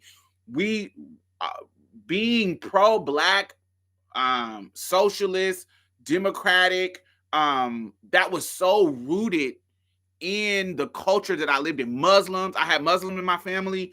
So listening to Farrakhan, even though you was a Christian, being anti-Semitic, like being not fucking with Jews like that, and knowing Jews have assimilated into whiteness, that was in the culture. So politically, while the conservatism of the black community I was raised in, you had to be a certain type of respectable woman, but you still had to be pro-black. So I didn't, the way she's talking is like she had a little bit of that kind of that political shit. And I didn't have that political. My political was radical black movement.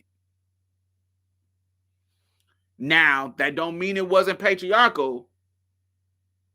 And so my womanhood, how I presented myself still was in that way.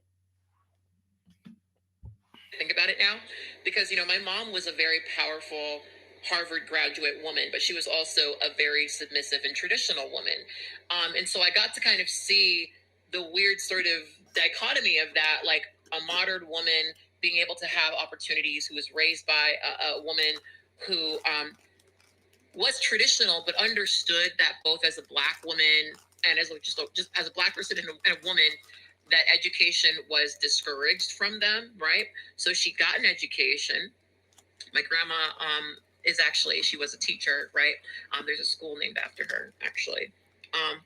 And it's one of those things where she took advantage of the progressivism that was happening in society, but at the same time, she was a conservative Christian woman who ultimately decided to be submissive to my father, right? And so I really internalized a lot of that. Mostly just because I think for a while, because of my reference point, it was what I felt I had to do, right? People don't really understand that this should be really fucking obvious to you, but trans women also grow up in isolated conservative communities where they are likely to adhere to the ideas of people around them. You think that that's specific to a her. trans woman being a trans woman would mean that they wouldn't be conservative, but what you don't understand is that so many trans women who are conservative, it's not even that they're necessarily doing pick-me shit, that's a big part of it.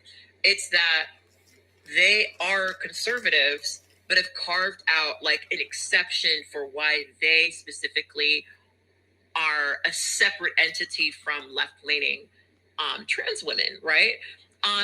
I've known a lot of gun-toting trans women. I've known a lot of libertarian-ass trans women.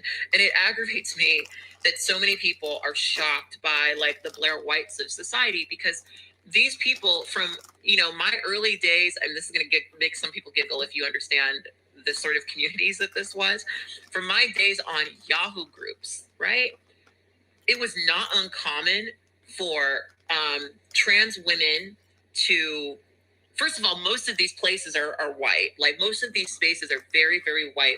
And frankly, a lot of modern like trans advice, it does have a lot of white supremacy within it, right? Okay. She brought up Yahoo Chat. Is this from TikTok? No, this is on her Instagram, Cat Black's Instagram. So in this, I think I think this just goes back to why we need more stories where you need to listen to different people, because she's given a nuance that I could never give you. Okay. So we come from, even though I'm 10 years older than her, we come from almost 10 years. We come from different areas of time. But there's certain times that it was overlapping. So she's talking about Yahoo Chat. So she was young going into these groups. I was already in my 20s. She was in her teens. Okay. She's saying that in those spaces, they were predominantly white. But I want to tell you that when I was in those spaces, the spaces that I was in by choice, intentionally, I don't have that experience. The what I was involved in was black as fuck. I would go to the chat room that said black trans women. I wasn't going to just the general trans chat. I didn't like that because it was white people in there. I went to the one that was specific. So my Yahoo Chat experience was black as fuck. That's where me and T.S. Madison met. That's where me and Victoria Von Black, on that I interviewed a couple of months ago. I think it's been about a year now. I have, or a little less than a year. Anyway, I was very intentional about the spaces that I was in because that was the culture I come from. I didn't value white people at all in the time that I was growing up. So, and it's the same. I experienced this in my younger years. Ty will tell you. We have a homegirl who, this is language that I'm just gonna say the language because this is the language that we would use back then. She was kind of whitewashed. Like, we could tell that her investment in, and remember, I'm one of them motherfuckers. I hate when people act like, when I say you act white or you whitewash, that's just about how you talk. It ain't just about how you talk, bitch. It ain't just, oh, because I speak proper English. No, bitch, it's who the fuck you are and how you move in the world. It ain't just how you talk. I know tons of proper speaking ass black people that I can tell they love being black. Bitch, it's more than just how you talk. When I say you act white, bitch, it's all the shit about you. How you dress, how you talk, your type of proper, your type of vernacular, your type of diction that you're choosing. It ain't just cause that. I know people hate for people that, oh, you act white, bitch. I know what it is. When I say you act like, bitch, you act white. It ain't no proper.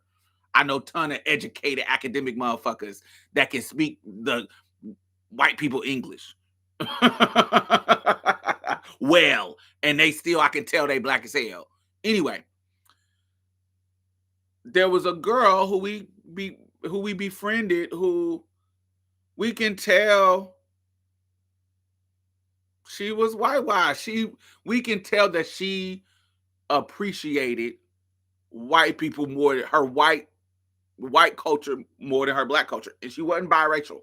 She was a black girl. But she grew up in the bougie side of town.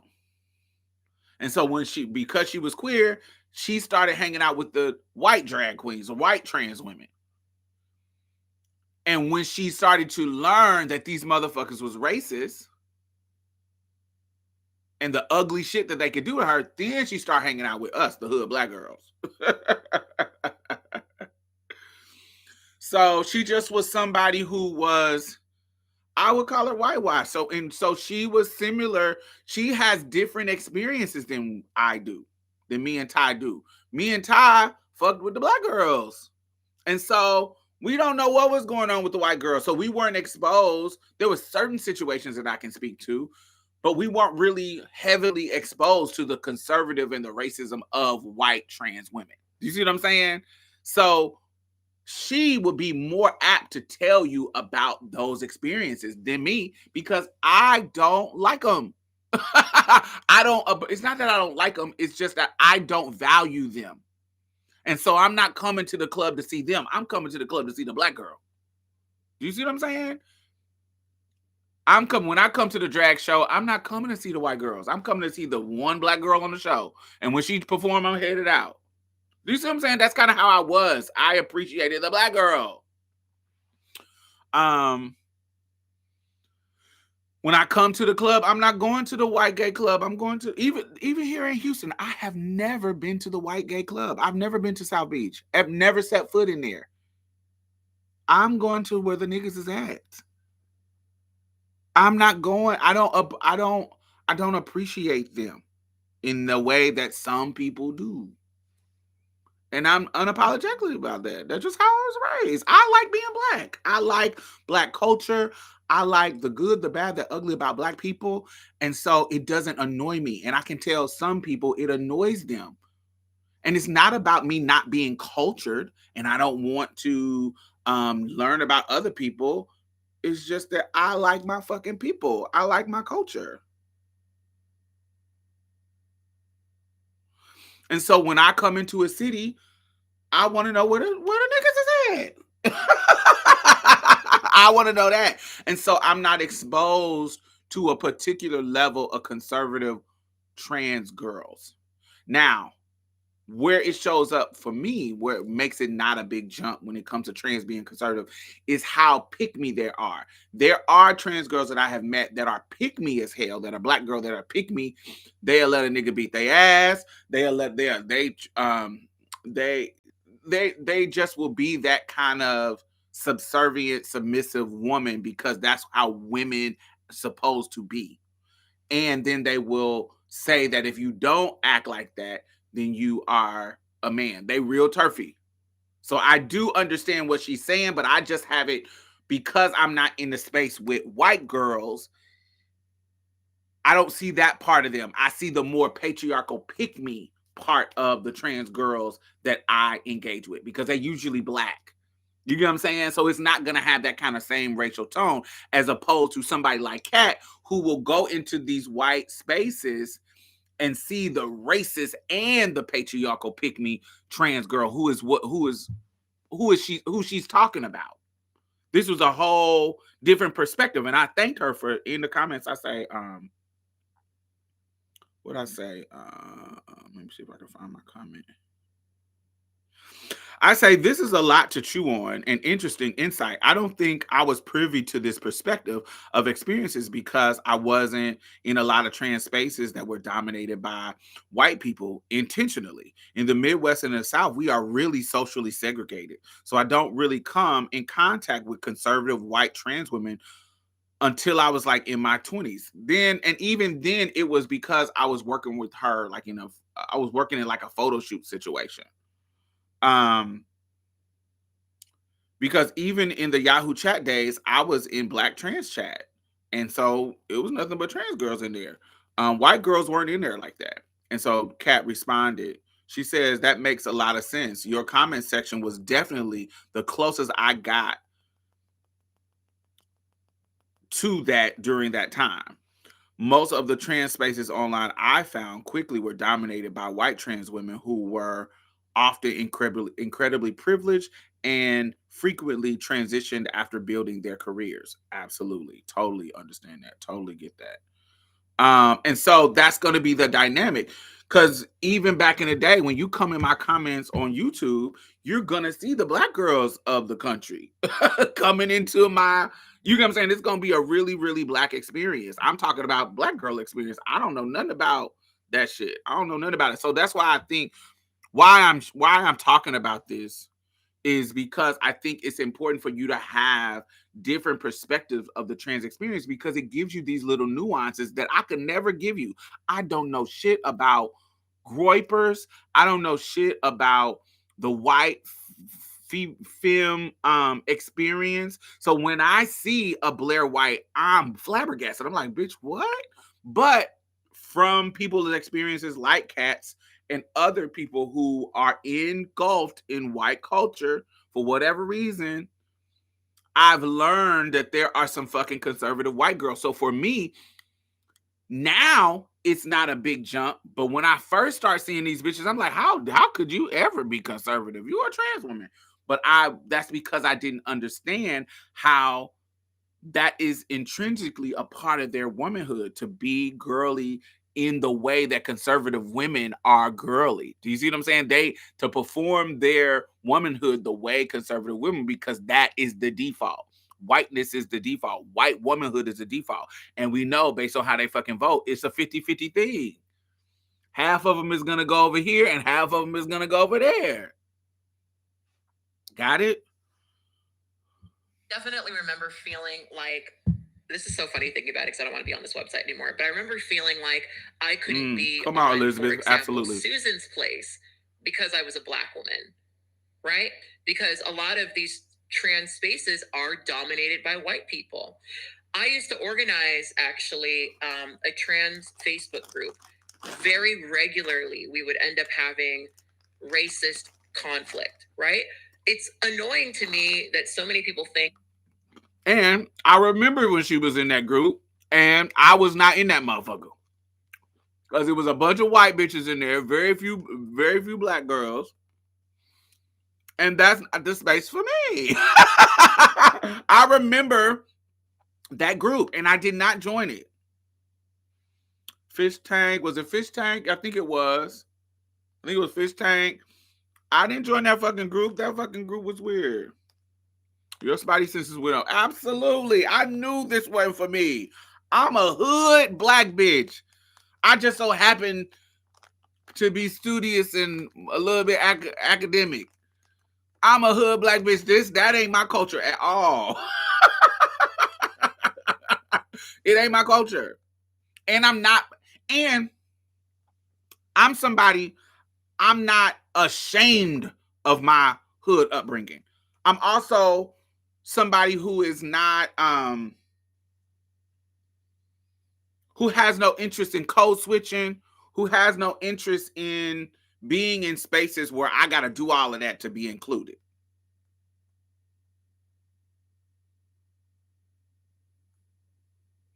So I don't find value in those spaces. So I don't try to be in them. It's like, that just because someone is trans, they're somehow also left-leaning and have adjusted to all of these. It's not true. A lot of these people are indeed right-wing. And yeah, it seems like it's a contradiction, but you have to also recognize that many of these people also believe in gender assimilation, which in so many ways is just patriarchy and white supremacy. So it's actually not that particularly shocking that these trans women feel this way, you know? And, you know, I'm listening to a lot of discourse about groypers and femboys and all this other shit. If you've ever been a young, early transitioning person, you've had probably, and been on the internet trying to talk to men, you've had the degrading conversation where this guy who's trying to fuck you is trying to tell you that you're a little boy, right? Because a layer that some people don't want to discuss about some trans attraction aspects is there is a sort of like, this is a person going through puberty kind of thing that people sometimes do fetishize. And what some conservative men love about trans women is the idea that they're forming their womanhood. And some of them actually do enjoy the idea of this person forming their womanhood for their pleasure and acceptance. And then you have people who will understand that trans women are sensitive to being misgendered, and some femboys are closeted trans women, and they will use their proximity to being a boy, right, as a way to abuse them and then sexualize them. It's such a common thing that it is fascinating to me that people are not understanding this in a way, because from my vantage point, it is one of the most predictable things. But I guess for a lot of people, it is so shocking. Yeah, a lot of people who are trans and gender assimilate are conservatives. Okay, so I have to talk about that, because this is self-reflection on my part too. So I am, by most standards, a more gender assimilator. that, what she just described. I dress like, I feel like my performance of gender is real binary. It's real. I'm a non-traditional woman, but I believe in the traditional stuff. And I want my man to perform his gender in a traditional way. I want to perform in a traditional way. I think in regards to the vulnerability, when I would, and we're talking about younger adolescents, I was not engaged with boys who were doing that. The boys that I was engaged with, there wasn't a clash in how we wanted to perform what we was performing. Do you see what I'm saying? I wanted to be the girl and they wanted to be the boy. There wasn't any conflict for us to examine. Do you see what I'm saying? And it might should have been, but there wasn't there wasn't any friction in that regard. There wasn't even nothing being challenged. Okay? So there wasn't any kind of, they didn't need to manipulate me.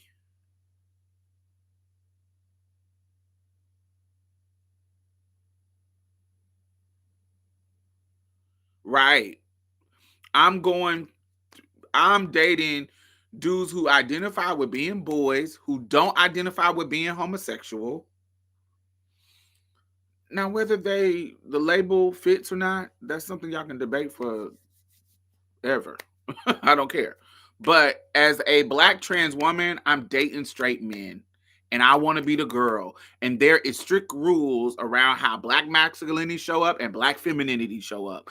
And I come up in the church. I come up with girls being a certain way, and there wasn't much nuance in how that was supposed to show up. And because I wasn't challenging that, there wasn't any need on either one of our part to manipulate nothing.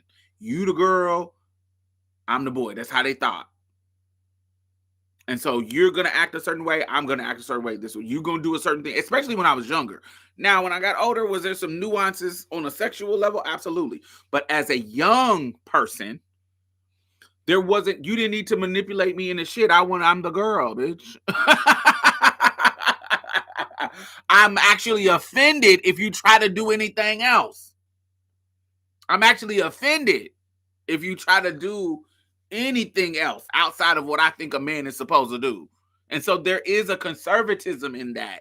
There is a conservatism in regards to how I want you to be and how I want myself to be and how we're kind of coming up in the world. That's just how I grew up. You know what I'm saying? And how I saw myself as a woman. Straight men approached us because of how close to the binary we fit. Yes. That's just what it was. It wasn't no need for no manipulation. And I can see, and this is the racial nuance too. And white boys, because of the freedom of being a white boy, they had more exposure to be able to be tranny chasers in their teen. Do you see what I'm saying?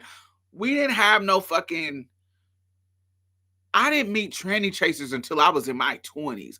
Young men in their teens, they weren't fucking with trannies like that. Do you see what I'm saying? It wasn't like, ooh, I have created a politic around trans women at 16. Black boys weren't doing that fucking shit. They weren't coming. Black boys weren't coming with tons of experience with trans women. I wasn't meeting boys that were just meeting trans women like that. I just wasn't. I was usually there in that age bracket. I was usually the first one that they met ever. Now, when I get in my 20s, sure, I start meeting the ones that, oh, you done ran through all the girls. Yes, absolutely. More exposure with the internet. Do you see what I'm saying? More exposure with the internet. We start Black Planet. Remember, I'm not going on Adult Friend Finder. I'm not going on these everybody is there spaces. I'm going to spaces where it's mostly black. Black Planet, Mocha Space. I think I was on MySpace a little bit, but I wasn't fucking on MySpace like that because it wasn't specific. I'm somebody who like sites that let me be specific. I always go to, when I'm searching on the website, I always go to the advanced search setting, give you height, give you uh everything. I need specific. I only want you to show me niggas. I'm that type of person. And so when I'm in that space when I was younger, I didn't really experience those kind of tranny chaser dudes in my online booty call. Absolutely. I didn't really experience urban chat, black gay chat, BGC. I went to black shit. so so I didn't really experience how white tranny chasers moved or manipulated young adolescents. I didn't experience that. Now, did I watch and see how old head gay men tried to manipulate you as a young queer boy? Absolutely. We had a Bosco who would be offering me to buy me tennis shoes to come to his house. But he would do it with the film gay boys and the film straight boys, not the film straight boys, the film gay boys and the straight boys trying to be a fucking pedophile, be an R. Kelly. I remember at 13 him pulling up on me. I remember being a young, really early in my transition, and him pulling up on me because he lived up the street from our group home, right up the street, like literally almost. We lived in a house. There was an apartment complex, like a one building across from us. He lived like 2 buildings down in these apartments over here. He lived right across the street from the boys' group home, a pedophile. And so yeah, I experienced that, but from white people, no. And so she's talking about, and it's not actually that shocking or interesting or unique that a trans woman has conservative perspectives, because there's nothing about being trans that really divorces you from a lot of the other aspects of being a conservative. For many transgender women, they may be imagining that they are actually adhering to those things instead of moving beyond them. So anyway, I think that that's real. If you, I'm not, I don't, me and Ciara Thomas, it wasn't an argument. We were just chatting. She posted a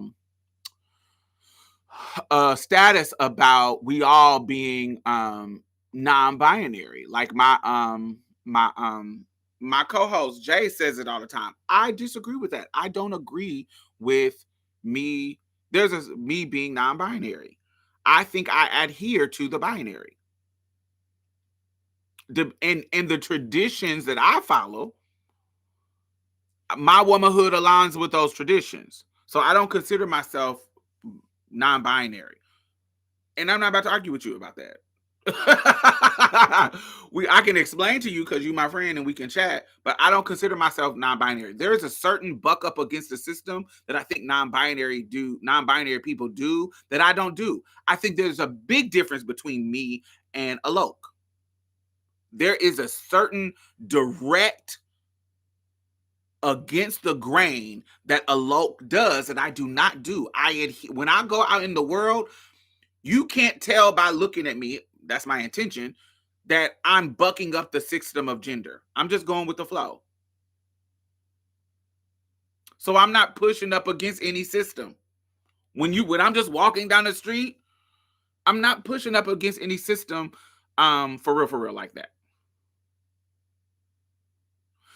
But I think somebody like Alok or somebody who is visually kind of non-binary, just doing their thing, I think that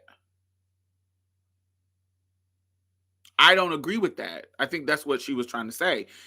Because let me go back to the conversation so I can explain it a little bit more, how I explained it to her, and then you'll see what I'm talking about. Hold on one second. Let me go see if I can go to the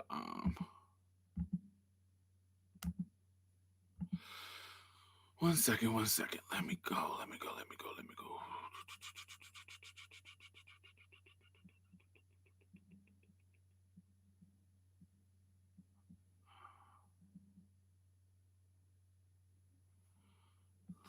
Let's see. Oh man.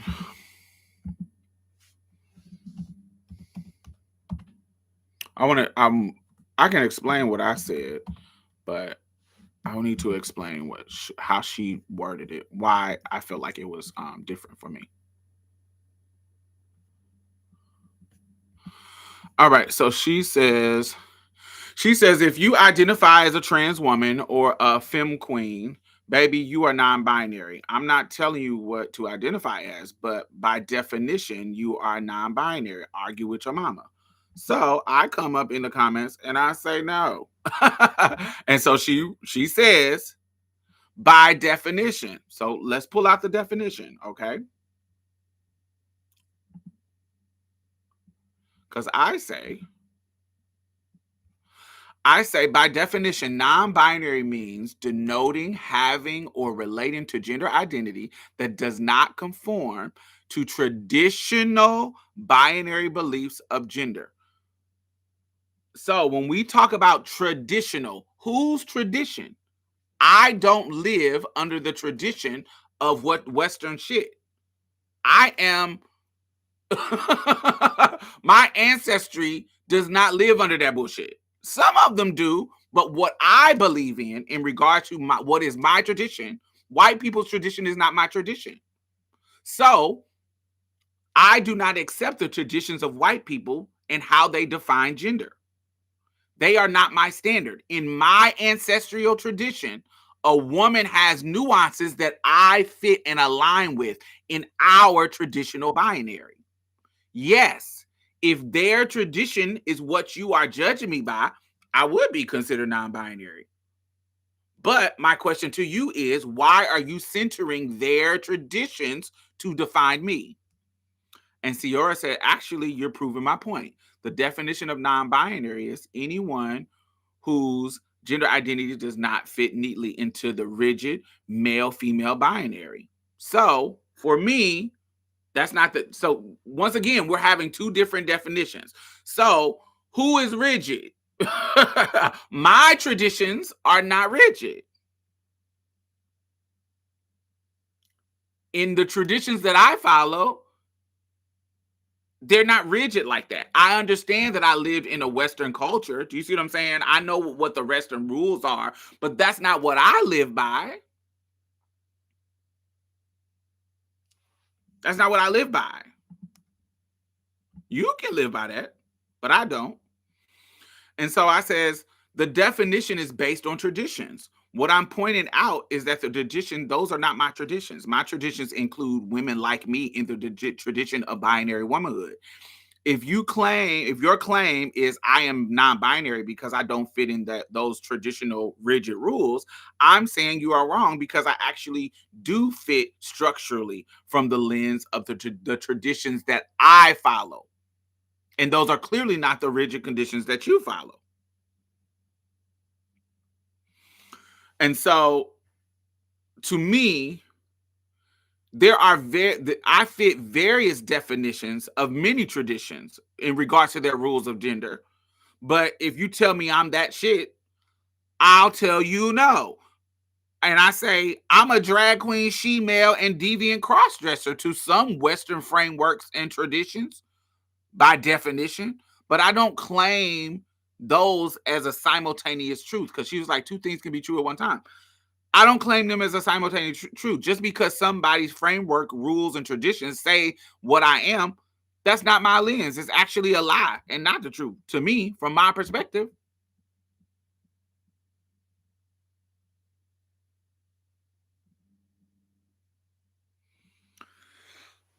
New York says, I would more say that trans experiences queerness, not non-binary. Yes.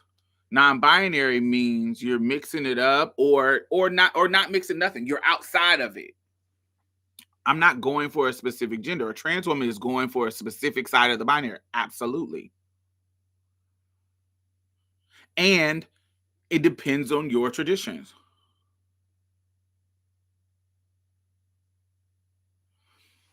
My tradition, my religious tradition has that is a part of my spirituality, has nuances within its gender tradition. It's not just black and white in regard to female, male, or man and woman.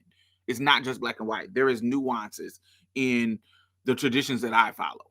And so when you decenter their traditions and accept that African traditions has more nuances in regards to womanhood and gender, and it's not based just on biology, it's based on your skills and your energy. Their tradition is what I follow. And so I don't fall outside of the binary womanhood within the tradition that I follow. Now, if I follow white supremacist, patriarchal, religious, Western ideas of gender, then yes, you might consider me non-binary, but I don't follow that. You do. Well, there's two truths, absolutely, but your truth ain't my truth. Just like a conservative person who follows a different framework, I may be a man to them. I'm not going to accept that.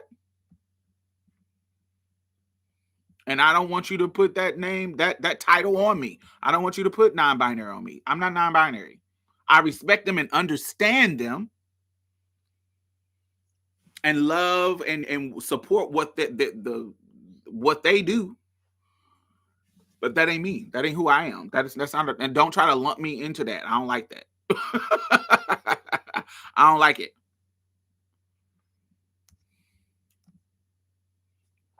Are we all queer? Sure. I like that. I'm okay with that. We all queer. We all different. Yes. A lot of non-binary people aren't on hormone therapy. It's a lot of nuances in the differences between me and non-binary people.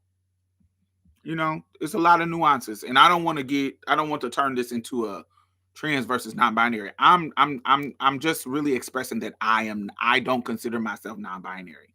I consider myself to be a supporter of people who want to minimize the effects of the binary. But do I adhere to the binary? Absolutely. I'm a girl. I'm a woman. I'm a girl's girl. I want to look like a woman. I want to look like the women in my culture. I don't want to buck up against that system. I don't try to, in some nuanced way, I got a trucker hat on, but Black women have always had this, this kind of nuanced look in regards to how they put clothes on. Fashion is different. But yes, I'm a subscriber to the binary. Absolutely.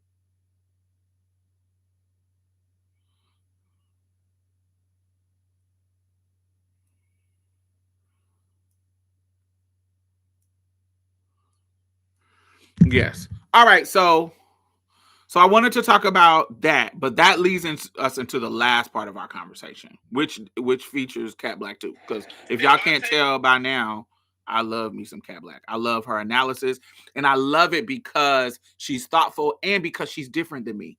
I don't have the experience. I learn from her. I hear what the girls who like white boys are into. I hear some shit she experienced I will never experience because I'm not invested in whiteness in the way that she is. Or I don't want to say invested in whiteness. I think that she's learned I think she's learned to navigate this in the way that, and she's thoughtful enough to see certain things which is why, unlike other girls that kind of are like Cat Black, that I can't listen to them. I can't cause I be like, it's giving real Candace Owens, girl. It's giving real Candace Owens. But Kat is way more thoughtful and intelligent, and I can see her self-reflection, and I don't feel like she's trying to sell a delusion of not being who she is, not having the conservatism, and she's not conservative, but not being exposed to that, not, you get what I'm saying? She just gives a different nuance that I will never experience because I am not willing to play the games that she's playing. So this is what's bringing. Can y'all thumbs up if y'all are listening? If you're just joining us, make sure you thumbs up. So Kat, the next conversation, which I think is dope. This brings us this brings it all together. I'm trying to give y'all context. I think my expertise is giving context. Bringing it all together. So we talked about adolescent boys, and then we're talking about how it's not a small jump from trans woman to conservatism, and why that is. How, a woman aligning with the binary, aligning with traditional womanhood things, that's not a hard jump to be a conservative woman. It's not that hard. Now let's connect it to these groypers and these boys and these trans maxers. Gamergate's the reason why we have Trump, Gamergate's the reason why we have this bad timeline, right? Anita Sarkeesian, a woman, was not allowed to simply just be wrong or have an unpopular opinion. She, as a woman on the internet, was not allowed to even be potentially wrong. Okay. You have Gamergate. This is a bubble, y'all. This is a bubble. But how these bubbles of communities can spill out and affect the larger culture is important for us to understand, and why we need to learn about shit.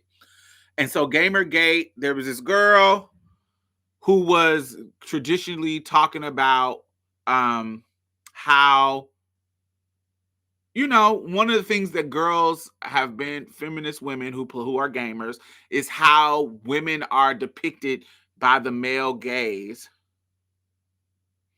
How women are depicted by the male gaze in the video games. So remember, like back in the day, Mortal Kombat, Killer Instincts, Tekken, the girls would be half naked as fighters. You ain't got no armor on and your skin is showing. You got your titties booed up and you doing all this fighting with these fucking armored ass men with spikes and da-da-da-da. But you a girl and you got fucking a bikini on, basically.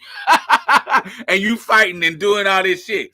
That is for the male gaze. No woman fighter would be doing that for real, for real. You feel what I'm saying? Like, think about how all the classic female fighting girls, Chun-Li was naked, thighs out, a split. What's that little piece of fabric in between her legs? That wasn't good for kicking. You could twist that around your legs and fuck you up and trip on it. Girl, that wasn't for no fighting. I never cared about that as a gamer. I just be upset that they were rarely made protagonists. So that's an element too. That was an element too. A lot of times they would be villains. A lot of times they would, some of us, because it was a lot of niggas on the timeline, we only fucking fucked with Chun-Li because she was the only girl. Because we had the fat nigga, E Honda, when we talk about Street Fighter, fat nigga, we got the skinny African. If we think about the nuances of male characters, we had tons of male characters to choose from. I think the first, don't quote me, I don't know if this first, but the first one that I noticed, the first black girl was fucking Orchid. Was it Orchid on Killer Instincts? And what her name, Orchid? That's what I'm like, oh my God, it's a black character, a black girl character. That I saw. I don't know any other girls that prior to Orchid, who was a black girl character. I don't remember them being any other black girl. And so when we were younger, going to the arcade, I would be playing with Chun-Li on Street Fighter because she was the only fucking girl. And the only black person was was, I don't know how to say it, Dahaslam. How do y'all pronounce that? Dahaslam, and he was all skinny and bony and stretching and African and had his bangles on and bald head. Was he black or POC? Was he black? Sagat? Was it Sagat? Is that how you say it in Street Fighter? Balrog. Who was Balrog? What game was that? Balrog. He was Asian Indian. Boom. He was given African. I thought he was African. So he wasn't even black.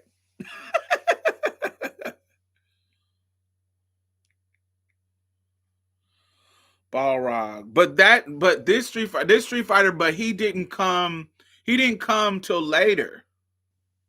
He came when we had another girl. We had Cammy. He came when Cammy came, right? Balrog wasn't on the original Street Fighter. Balrog came when we had the other girl.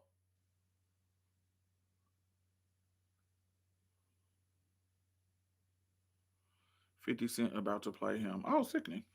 So yeah, there is this feminist conversation. So this black boy and this black boy is talking about it, and Kat is going to give more context in regards to the internet, because the internet is popular right now and it's really affecting the core, like the cultural moments. But when y'all first start seeing me in 2009, the internet wasn't popping like it is now in regards to how it's affecting the culture. So, all right. Whole ass sector of the fucking internet that was carved out specifically just so that men could be fucking wrong on a daily. So I wanted to talk about this as someone who was there during Gamergate. We were there. And also someone who has had a couple of social interactions with Anita Sarkeesian. I think that a lot of people right now who are on the internet don't have context for this, and I feel like it's really important for people to understand. So what this situation is what led to Groypers, and this Tyler, this create. I don't want to say it led to him because I feel like Nick Fuentes did that, but people like Nick Fuentes and how the internet turned into these bubbles of toxic ass red pill ass dudes.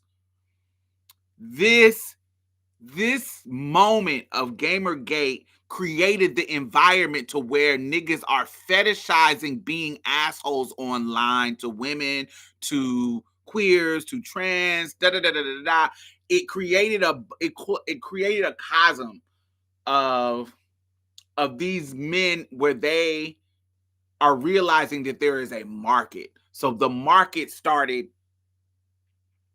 online, in this push the needle towards, there's tons of market of crazy shit before this, but this is just one thing that gives the context of this internet space right now.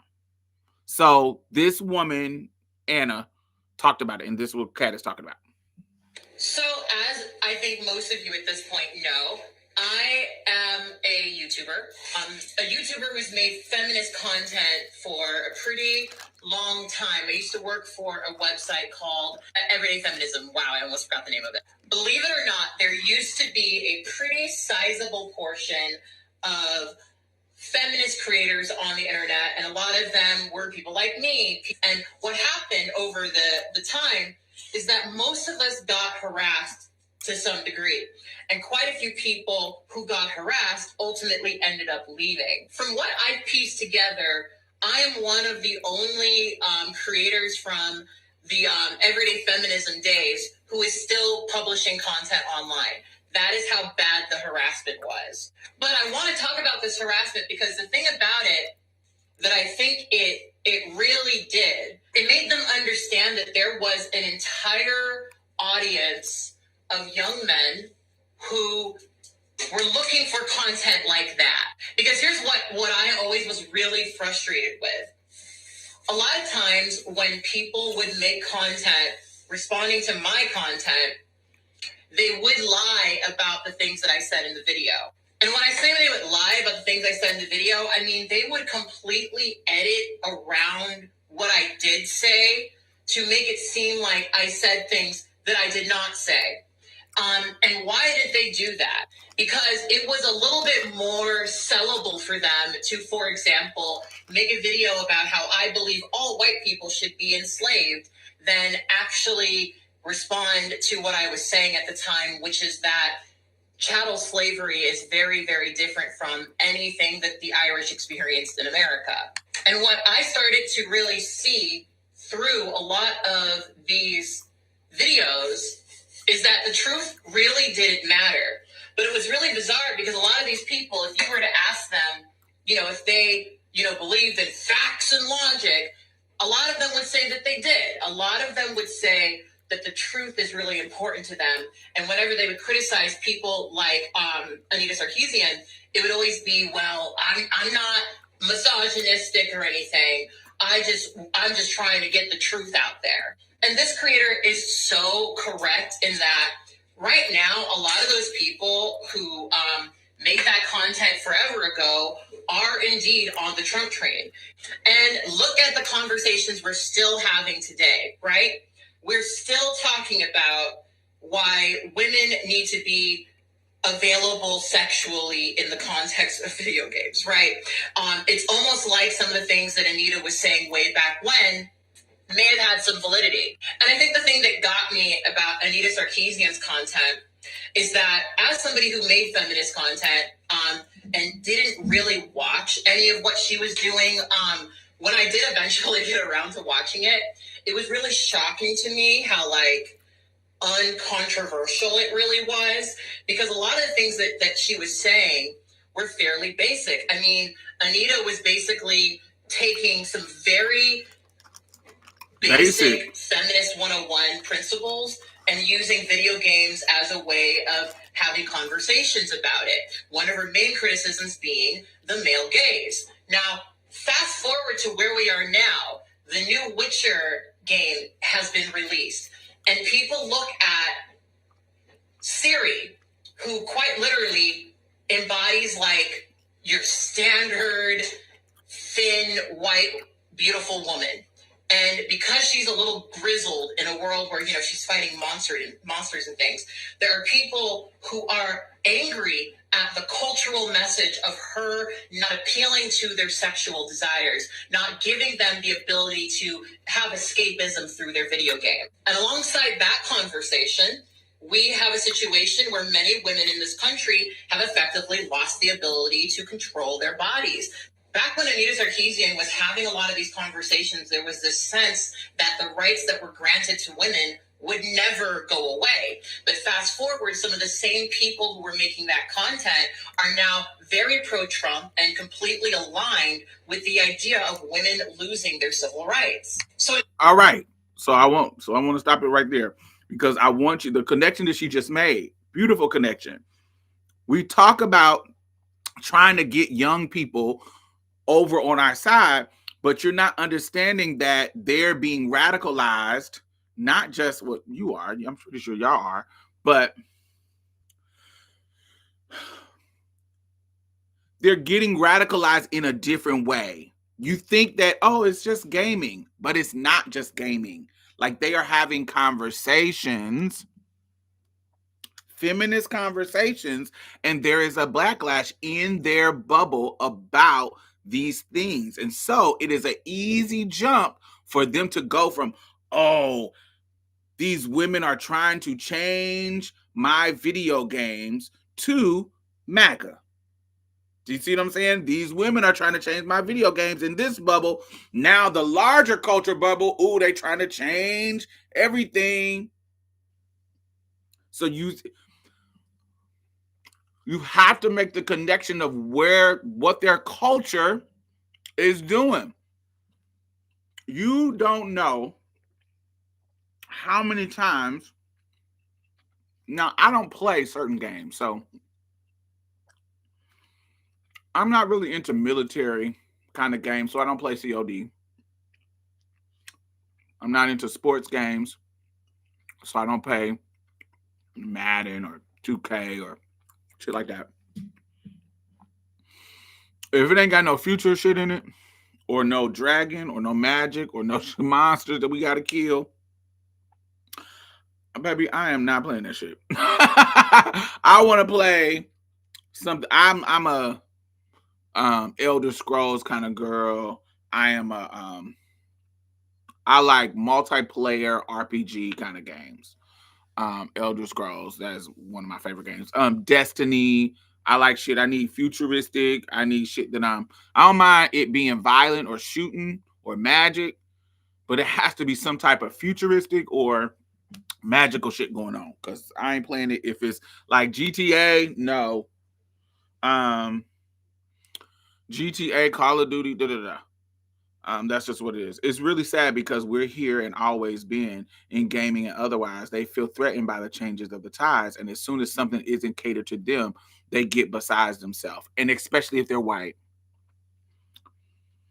Because soon as you, and remember, while we're talking about gender, this same type of pushback is given towards um, diversifying the characters, like making some characters black, by making some characters Asian, making some, like when they change characters that are supposed to be Asian to white, all that kind of stuff.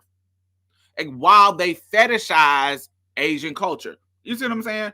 It's just a bunch of shit going on in regards to how they're getting tired of us impeding on spaces that they think is theirs inherently. They call it woke immediately when it ain't all about them. Absolutely. I just got in, somebody called me woke on my video about saying that the trans maxer is just prison culture.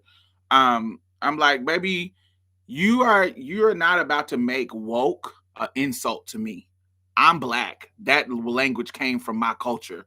Woke is being educated and aware of the bullshit going on. So whatever spin you got for woke, I know you think that's supposed to be some kind of insult. It's not an insult to me. Thank you for thinking I'm woke. I know what's going on. I'm not asleep. You hoes asleep.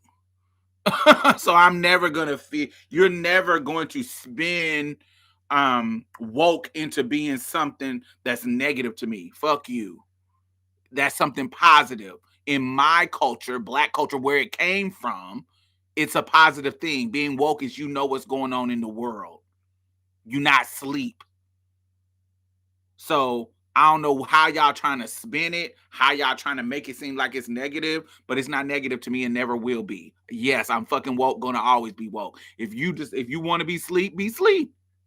But I'm always be woke because that's our shit. You can't take it and bastardize it. Fuck you. So anyway, so this gamer shit created a bubble. And I also add that they're intentionally hiding their feelings with the understanding that how they feel is off-putting towards the women they want to proximity to. Come on, whoa, absolutely. And understand the anonymity of gaming.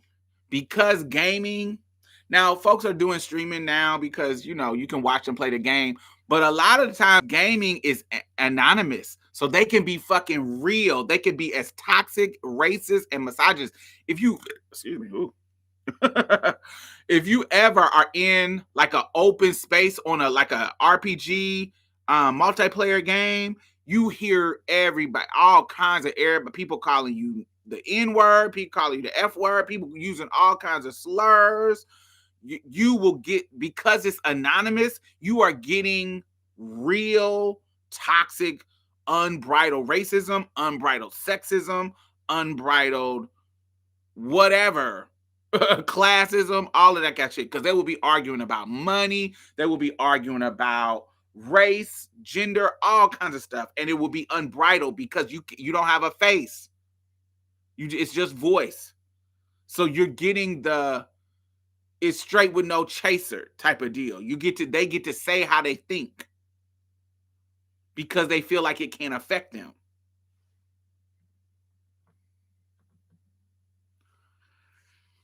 So And remember what I talked about earlier. They're not seeing the fruits of patriarchy that our old heads did. They don't got the wealth gap, the wealth that made them have more money. They're losers in regards to the standard. Do you see what I'm saying? They're younger, so they don't have the financial backing that the old heads used to have. Are y'all clocking that? So the power that they have, because, oh, you bitches can take all that feminist shit, but I still got the money. I still got the power. You see what I'm saying? I still can go out here and make a job, get a job that pays me so much times how much you make. And that's going to pull me women. That's going to get me a house. That's going to give me all the markers of a good man anyway. Remember the prison that we discussed earlier in this video? Do you see what I'm saying? They had more, the Gen X's and the boomers had way more patriarchal power because of money and capitalism than the current Gen Z, Gen Alpha young men have when it comes to the women. So, you know, some feminist girl coming in reading you, talk about how you broke, and she making more money than you. And it's real. Do you see what I'm saying? Like, it's they knew they knew that they had power back in the day. Where these people, they're trying to hold on to the power that the old heads has without the money. Without the money, they're trying to hold on to that power because we know that this system works in our favor. We know that this system works in our favor, you little girl gamer. And so that mentality, that misogynistic mentality, the misogynoir mentality transfers from the online space, the bubble of gaming.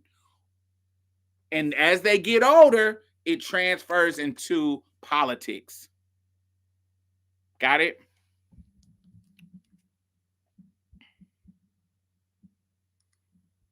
So Anita Sarkeesian wasn't really wrong for talking about that.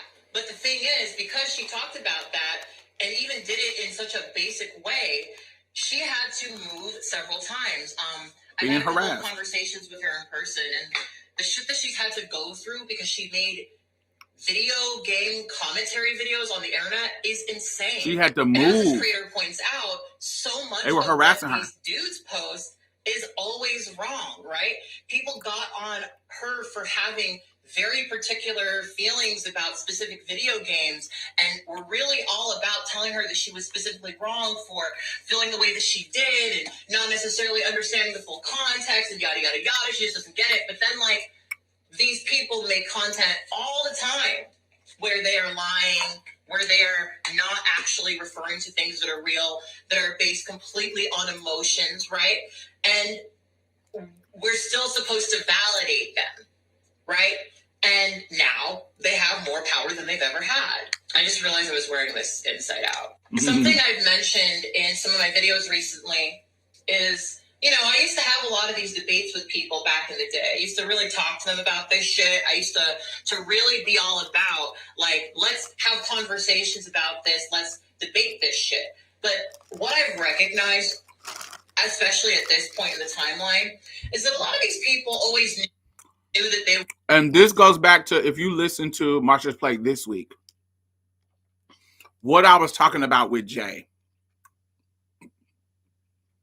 Because a bitch is tired. And I feel like we're wasting our time. And I was talking about with my friends in our group chat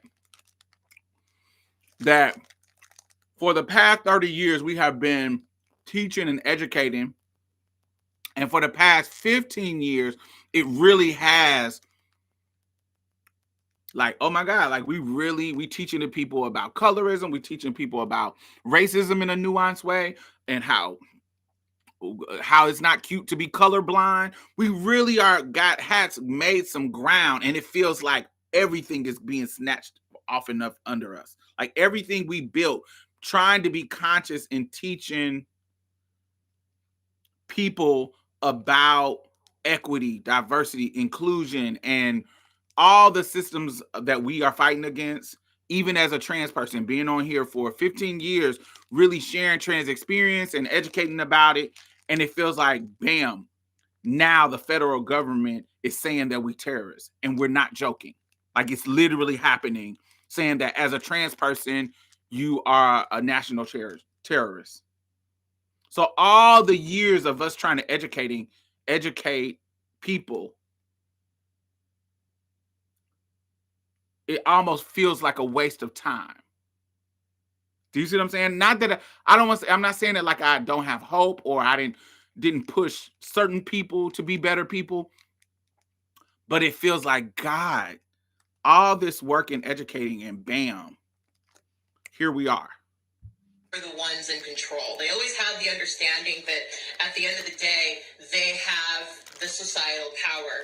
And we wasted so much time entertaining both sides, right? Entertaining both sides of the conversation. And it was always Jesus. I can't multitask. It was always a silly task because at the end of the day, they had the power. They had the power to effectively make it so that women no longer had civil rights. But we were entertaining the conversation as though they did. We were entertaining the conversation as if, there was a way for, these conversations to be on equal ground, right? Ignoring that the only reason why women are sold as sex objects in video games is because we live in a society where women are sort of viewed as needing to appeal to the male gaze. And that is actually incredibly oppressive. But these men never thought that it was, right? These men never thought that having to appeal to the male gaze was a bad thing, right? They didn't understand that, this shit is not actually good for women, right? Because they don't care. And that's why I kind of wish I could go back in time and, tell myself not to even entertain half of these debates, because at the end of the day, these people know that they have power over women. At the end of the day, these men know that they have power over women. They're just trying to make sure that power continues. So Anita Sarkeesian, no matter how many times she was wrong about shit, ultimately turned out to be very, very correct about a lot of things. And it's a little aggravating to me that a lot of people don't remember the connection, because a lot of the stuff that popped up during Gamergate set the foundation for the way that this current administration was set up. It's not a coincidence that Elon Musk has so much power, and he's also starting apparently a video game company that doesn't have wokeness in it, right? These things are all connected, even though it seems very silly that they would be. These creators who made content during Gamergate turned harassing women into an industry. And then fast forward, they turned limiting women's freedoms into a political ideology. Gamergate. Yeah, I thought that was brilliant. I thought that was brilliant talk, because that's what we have seen happening. Like, it was an easy transfer. It was an easy transfer. And so I say all of this and talk about all of this because I think it's important that if you meet somebody if you are in community with somebody who is in a impressionable stage, that we have these kind of conversations with them, and allow them to not sever, if they're young boys, not sever their the human part of their emotionality, the humanness of their emotionality, because while you can think that it's a waste of time, and removing yourself is, that's just what you can do. It's like ignoring an infection. It's like, oh, my leg gets some gangrene on it, but I'm gonna ignore it, because eventually that leg is that gangrene in that big toe gonna grow and grow, and then it's gonna grow up your leg and grow up into your hip, and eventually it's gonna get so bad that it's gonna kill you.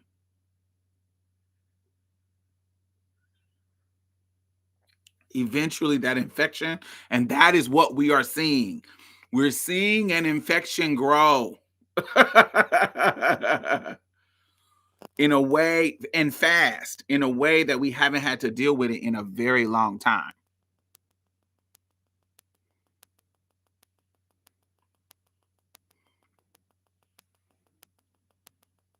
Yeah.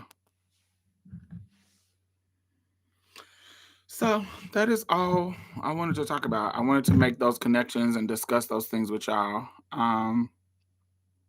Yeah, the fire is the heat is turning up, and we are in one hell of a time. And I think that this connection to young men and these vulnerable young men are being plucked and recruited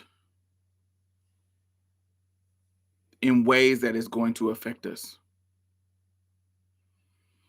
Diamond, where you get that sweater? This sweater is from Black Girl, Funny Acting Black Girl merchandise. It is. I think they have a special. Let me see. Hold on, I'm about to give you all the link.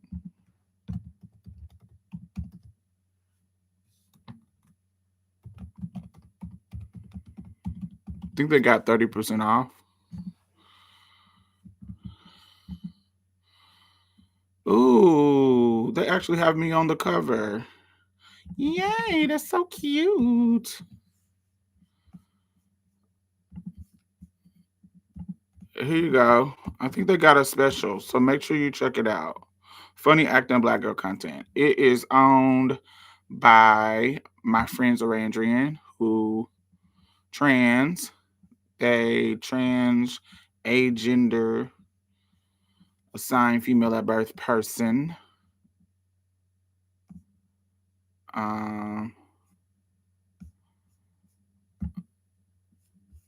yeah, they have a bunch of stuff that you can check out. I think they have a sale going on.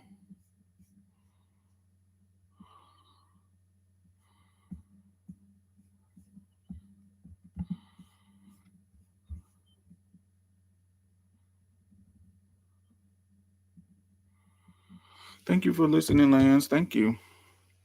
After this talk, I'm gonna start playing online and speaking up and out again. These days, it's Revolutionary Act. They're not driving us out. And also, think about your strategy.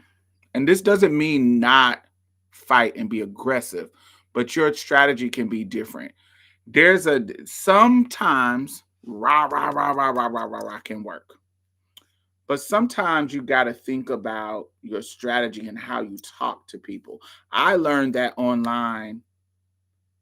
Maybe like when Destiny came out, when the very first Destiny came out, that's when I got back into video games. Because but before Destiny came out, I had stopped playing video games because I associated it with masculinity. Kind of, I was young.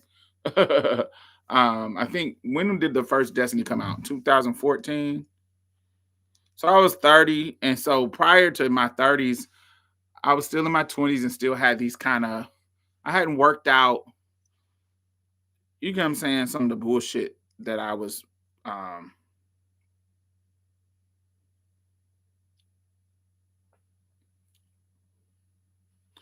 me see.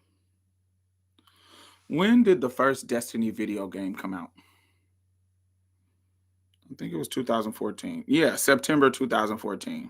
Yeah, on PlayStation 3 and 4 and 360. Yeah, so 2014 I started playing Destiny. And it was one of the first multiplayer on the headphone shit that I had played. And I just remember some of the of course, because it's anonymous, because of the anonymity. The I would run across the racists and the sexist and the da da da da da. Like you would play a game, and as a girl, you wouldn't even want to talk on the mic because as soon as they hear that you're a girl, they getting late. Do you see what I'm saying? And don't let you have a voice that they clock. Then it gets late too. Um,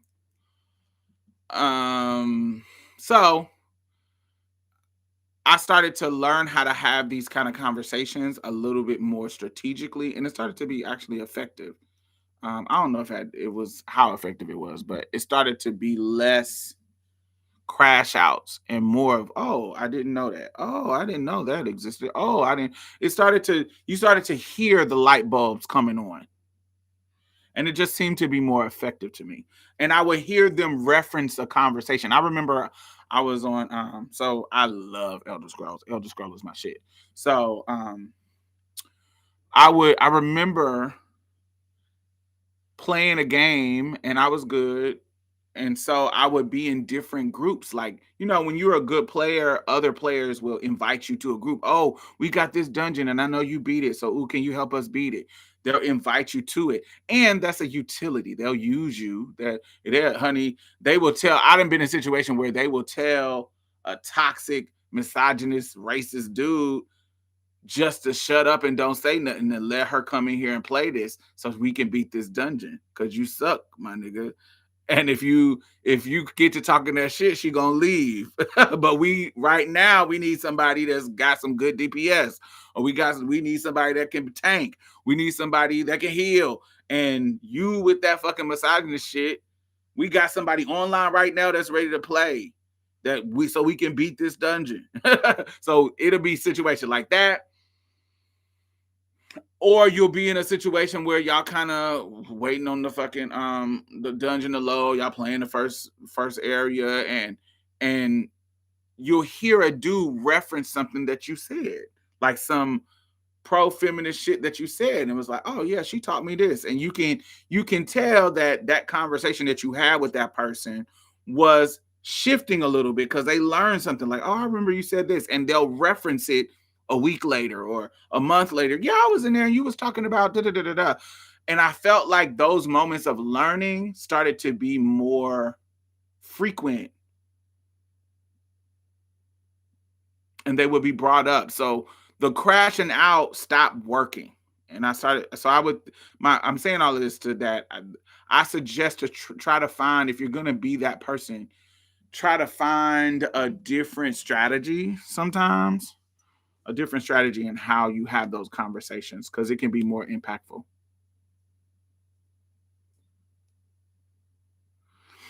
When you're actually really good, it leaves credence to you deserving to be there. They can't debate it, even when they want to. Facts. If you suck because you're black, or you suck because you're a girl. But if you're good, you're the exception. Oh, she's cool. She can play, bro. She can play. She's cool, bro. Yeah. Fuck you. That's why I loved when Brandon was alive. When Brandon was alive, we didn't have to take anybody's shit because we can do the dungeons ourselves.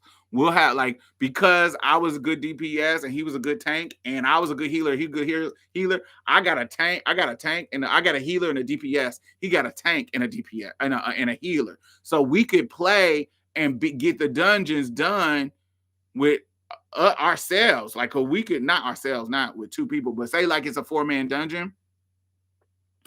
And some dungeons, if it was like early, certain ones, we could do by ourselves, for real. Just us two. Sometimes if it was, sometimes you need 4 people to do certain things.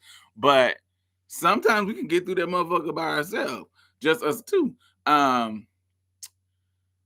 But if we had a homeboy named Mike. He was from Chicago. Mike, cool as fuck, straight dude. Never had no issue. So we get a cool, and he got some DPS. We get a cool fucking another DPS or healer, whatever we need in the moment. We have, and usually they was other black people. Usually it was black people or other queer people. We had another queer person because Brandon was gay as hell on the fucking on the on the mic. So everybody knew he was gay and black. And Brandon had a personality that would he'll crash out. He cussing you out and reading you, but he's somebody who's really good. So they were and male. So it wasn't like he was trans or a woman. He was good and funny. So he's a gay boy. So of course he's entertaining. And so he would crash out and it was wild. He'll do shit. Oh, the Brandon used to do shit like say somebody he knew was racist. This is funny. Say somebody he knew was racist. He would get them. He would get them all. He would gather them, and they think they about to go and do the dungeon. That's gonna get you some special shit if you beat it. They would do it and get to the end and kick the races out. So he'll do all the work thinking he about to get the special shit and they kick him out. That shit used to be funny as hell because you did all this work and you know you can get to the finish line based on the skill of everybody in there, and then boom, they kick you out right at the end.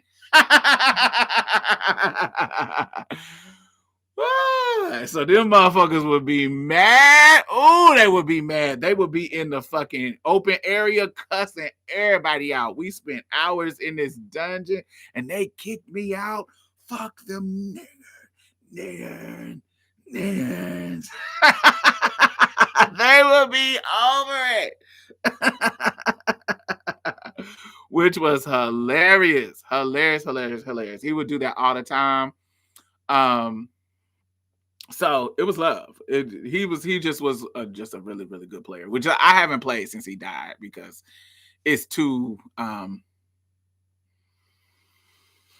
it was too much. It's too much. It's every single thing in the fucking game remind me of him. Every single fucking because we started playing the game. I started playing the game first, and then he started playing the game with me because he fell in love with me playing it. And so, and plus he was a PLC. He loved he started in his younger years playing World of Warcraft, and then he started League of Legends, and then he got into Elder Scrolls because I was in it. And so we just used to have such a good fucking time. And then when I get on the game, everybody, as soon as I get in the game, everybody is mentioning him. It just got too much. Like they literally did like a little funeral thing for him. It was so cute. But I had to stop getting on it because it was too much. Yeah.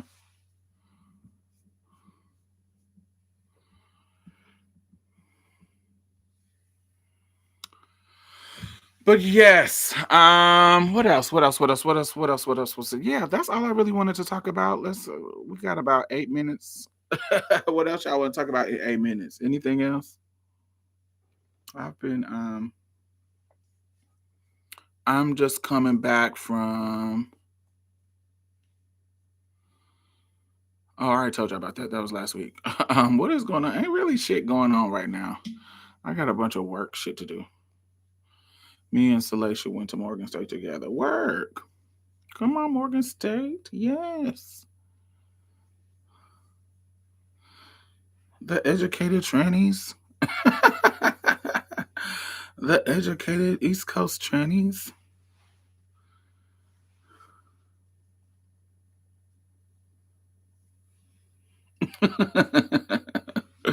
Work. Salacious ran the dorm. You was a RA? You was a RA, Salacious? Come on, RA. I was a RA too. I had a good time. Being an RA is fun. You got the key to all the trade rooms.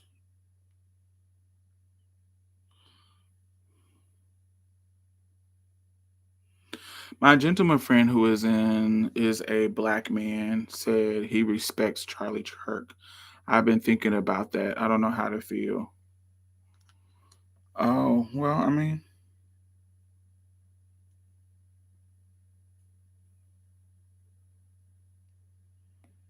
Guess it was something.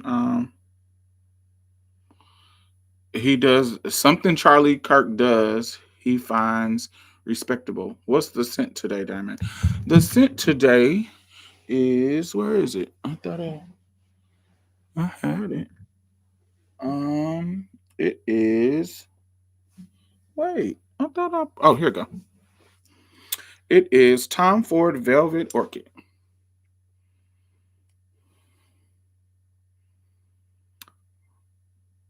I love this scent. It is soft, floral, powdery, a little bit of spice,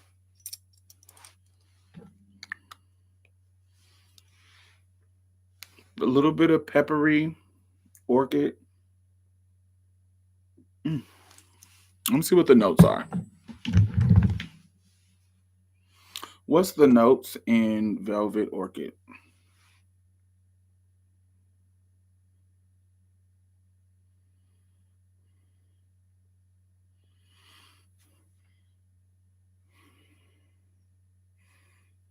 Citrus, mandarin, and bergamot, honey and rum,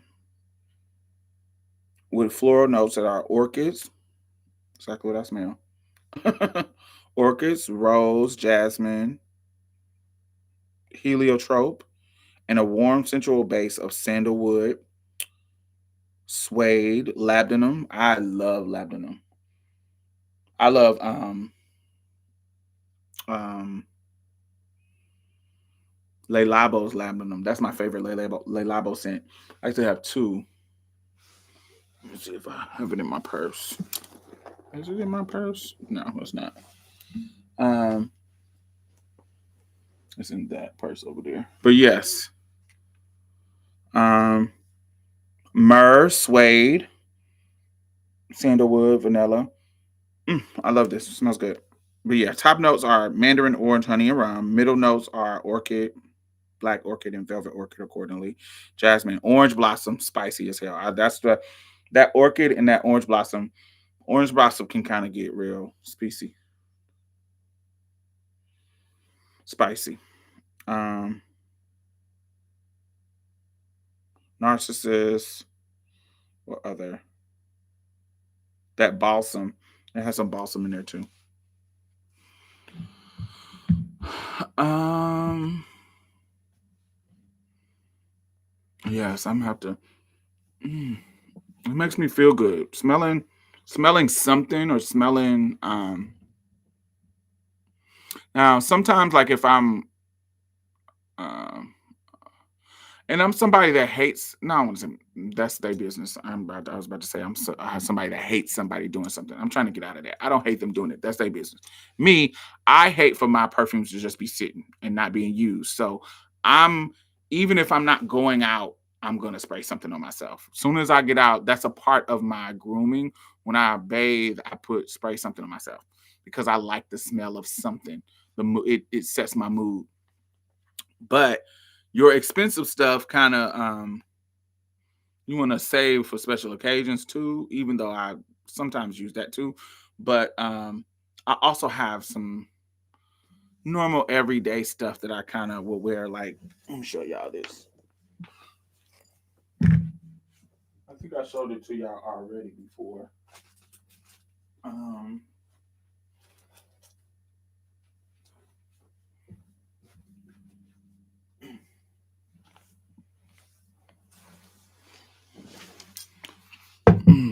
so I don't showed y'all this before. Everybody, this is popular. So this is something you can just carry. This is a travel size.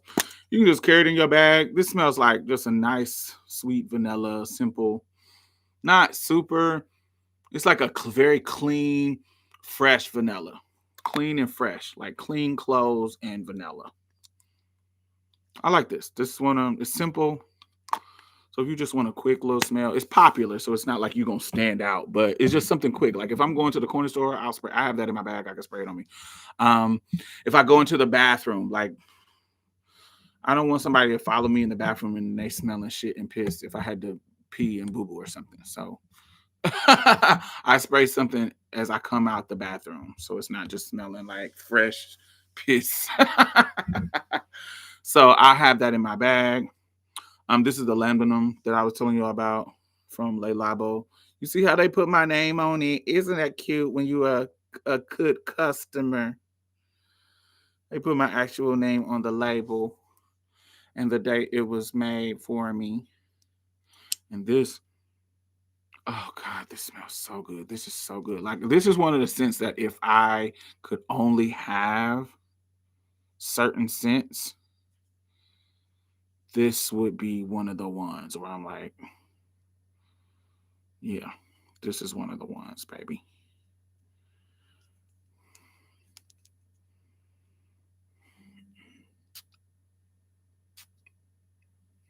And that's a good mix. I didn't know lambinon was in that. Mm.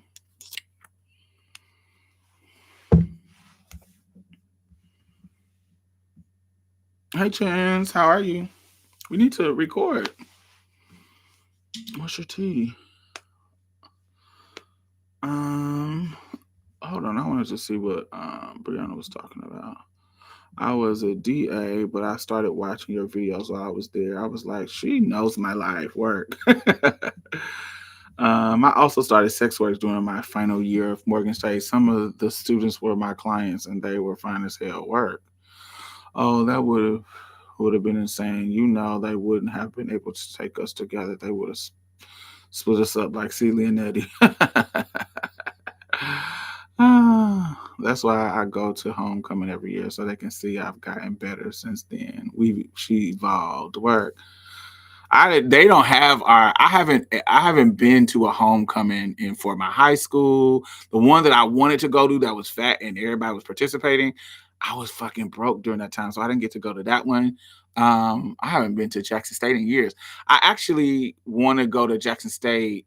I could go back to Jackson State, but I need them to have my rate. I want them to pay me. I'm trying to get in cahoots with their LGBT center so I can do a speaking gig there.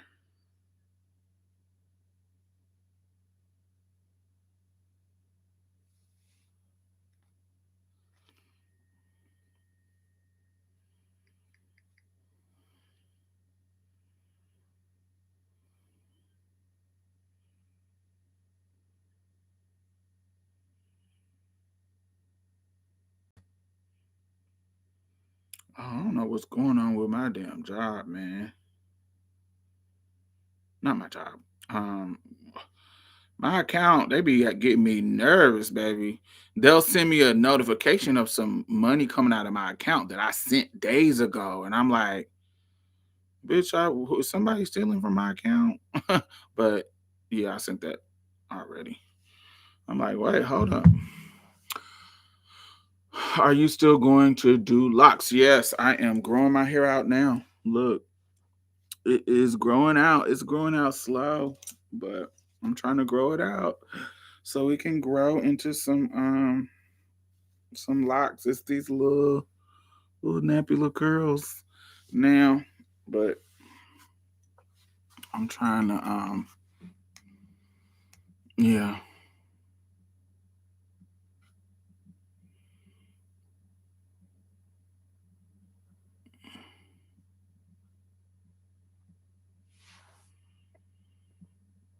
You might like Centaur from Le Labo.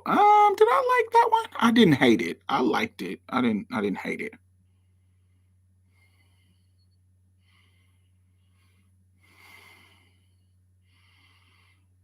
You never been to homecoming at Morgan State? No, the way something even. I'm the same way. I'm spraying something even if it's not going anywhere. Hey man, I need to smell good. It's for me. It's not just for other people to smell. It's for me to enjoy too. And just sitting on my fucking counter, not getting sprayed, is a waste of money. The same thing with clothes. I wear shit that just to wear it. I'm not saving outfits for special occasions. The special occasion is today. We putting it on today. I just like people telling me I smell nice too. Yeah, I like that too. That's one of my favorite compliments. Um, because that means you have to be close to me to smell me and you enjoyed the experience of being close to me. But they gotta see the folks was holding it down and paying the way it worked. Diamond said they do it when you got coins. Period.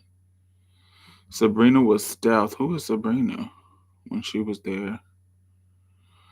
Yeah, I was hoping to get on your schedule next week. I want to talk about AI a little bit. I'll DM you. Okay. Because I was from Baltimore doing the thing at Morgan did not have the hit the same for me because I was getting my life in Baltimore. I'm from Jackson, Southside. Come on, Jackson, Mississippi. I want to come back to Jackson. I have some penis that I need to explore there. But Jackson done changed. Not that it was great, but for a 40-year-old, it ain't popping like it used to be. 40 something. I'm doing the same in Morgan State. They're screaming intentionally erased from Baltimore Black Pride. Come on, screening.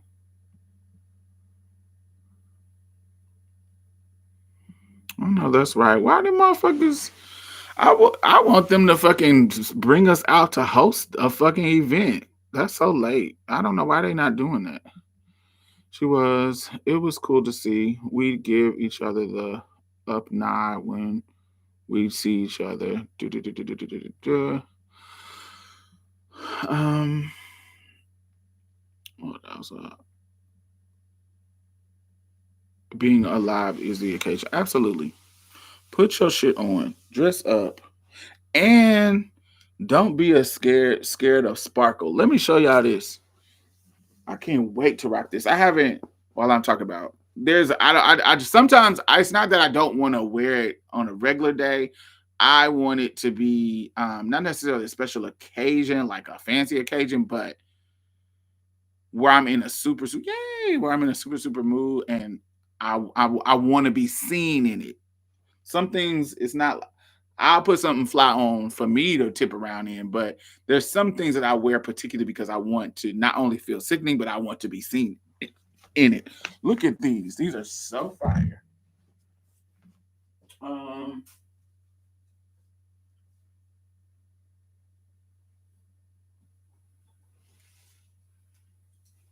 Hold on. Let me see if I can find the shirt.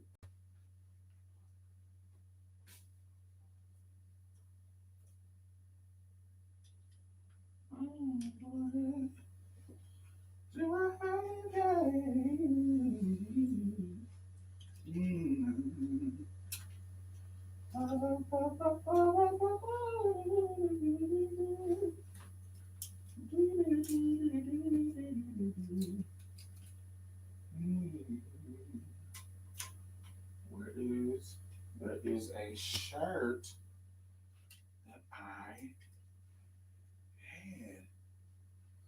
I can't find it. Where is the shirt? I hate that I can't show y'all the shirt.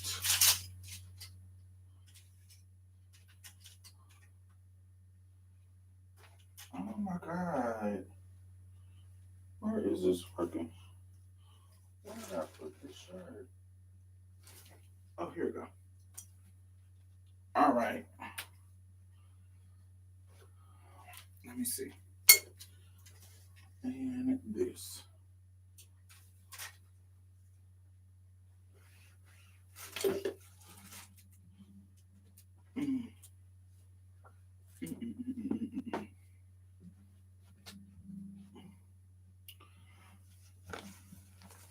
All right, let me show y'all this. So, are you a braid girly? Me? I am a braid girly. I like braids. I'm about to once my hair I just cut it to even it out recently. Like the sides are short. This is long enough for braid, but this right here is short. So it's like um uh, you see it's like it ain't I'm sure somebody can catch it, but I need them to. I need a. I don't know. I want it a little bit longer before I do some braids. So all right. So imagine. Let me get these shoes. So imagine these shoes. So this outfit was built around these shoes. Since we're talking about some fashion stuff, let me go to my Amazon. I know I'm a fashion maximalist, boho. I like some. There's a maximalist about me. Anyway, so y'all see these shoes now? Alone, I feel like they look not ugly. They're eccentric. But all right, y'all see these shoes? All right, it can get very granny. It can get very, you know, it looks kind of ridiculous in the sense of old fashioned or whatever. But I like these. These is cute. My homegirl got a green pair. So my homegirl got these. My homegirl, I love her fashion. Brianna got these. And she had them on with a suit, like a suit. And with some wide leg pants, and she had like a suit jacket on. It was so cute. So she sent me the link, and so I was like, I love these, but what am I going to wear them with? But I'm going to wear them. So imagine you see this color, this kind of like fuchsia, purpley, pinky color. So you're not going to see them because they're wide leg. I have wide leg pants. So y'all see these? These are satin. They're wrinkly, but they're satin, shiny, wide leg pants. I just undid. I just undid the hem right here because because they're too long for me. So I'm about to shorten them, especially now that I've lost weight because my hips and ass is not lifting them up like they used to. So I'm going to change the hem and make the hem smaller so they can be shorter. I'm just now undoing it. So, see? So I'm going to sew it back. So imagine these wide leg with those shoes. You know what I'm saying? Matchy matchy. But what's over it is this. So imagine those shoes. Let me put the shoes right here. Y'all can see. See? But then this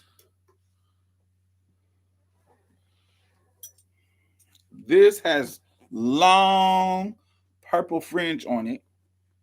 And it's like kind of like a caftan. It comes all the way down. Super, super shaky, shaky purple fringe. But in the front of but your titties be showing because there is a hole, not a hole, but where this is at, where this sits on your chest, it shows you the top of your titties and the bottom of your titties right here. So it's sexy. It's like it's giving like a peekaboo set because my titties are so big. It gives a little tease. And if I wanted to open it a little more, I can actually take these out. This little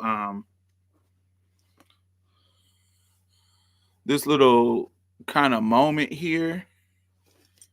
But your arms, this is your arms go here. I just love it. So imagine slinking around with all of these frilly things swinging around as you walk in with your little frilly shoes.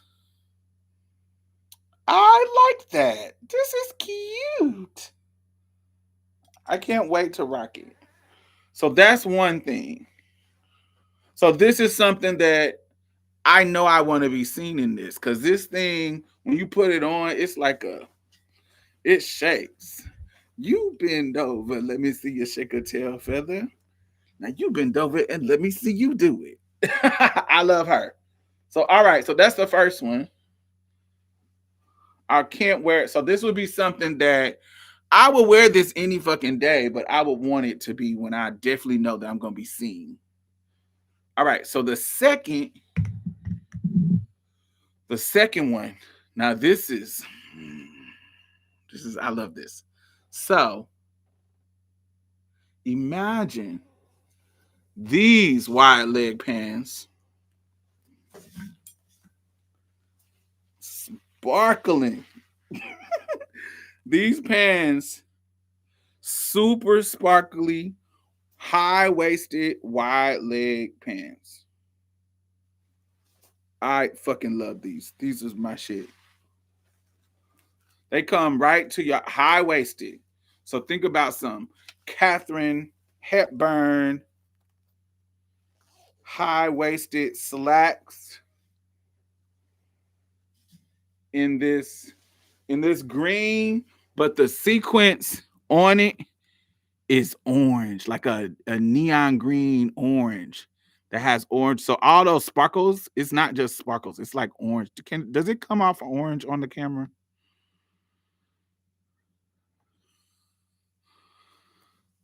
I don't know if it's coming off orange, but it's in person. It's like an iridescent.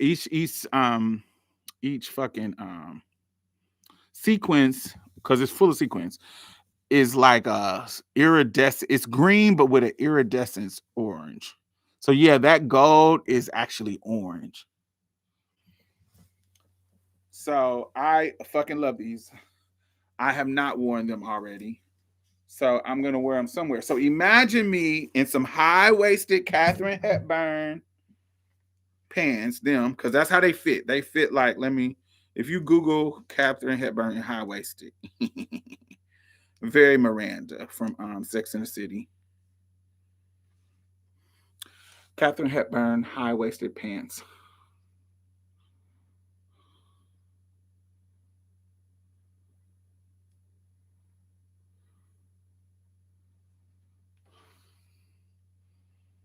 That's very much how they fit. Very Catherine, because that's who was my inspiration for this outfit.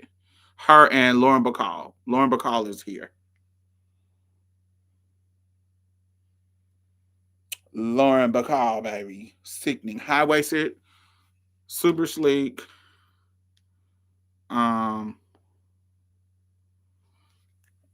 Very boyish but girlish. So gonna do that. So imagine me having these pants on. These pants actually came with a bikini top to go with it. So this is what goes with it. It's just a bikini top and the pants. So you can put a blazer over it, But that's not what I want to wear with it. I want to wear this separately with something else. Together, it feels kind of intense for me. I'm gonna wear it with this blouse because it's a floral. I love prints and different textures. So this is just a soft, sickening blouse. So imagine this blouse with this shirt and this very metallic scarf used because this has that kind of gold orange. It's probably gold, just like the other thing on you see how that shines gold? Or it's orange, but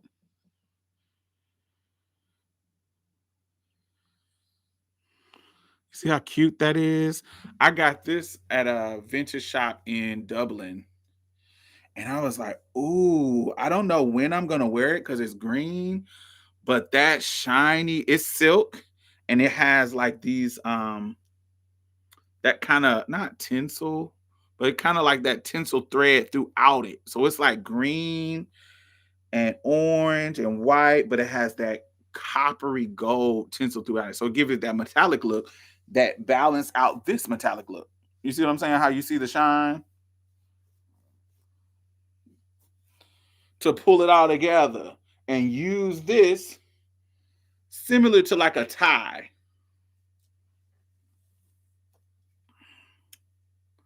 I seen the Asian girl on the Emmys this week.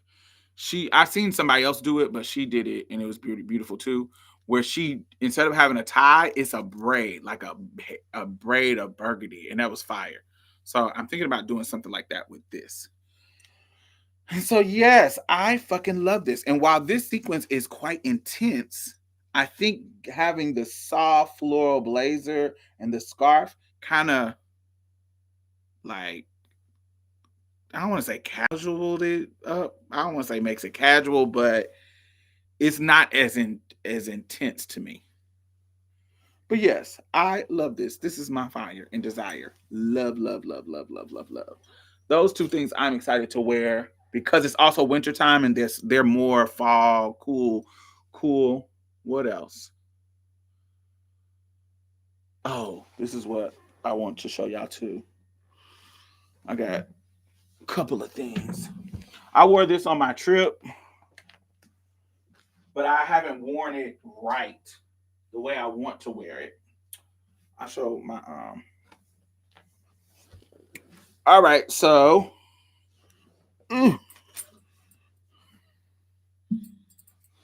this classic auntie.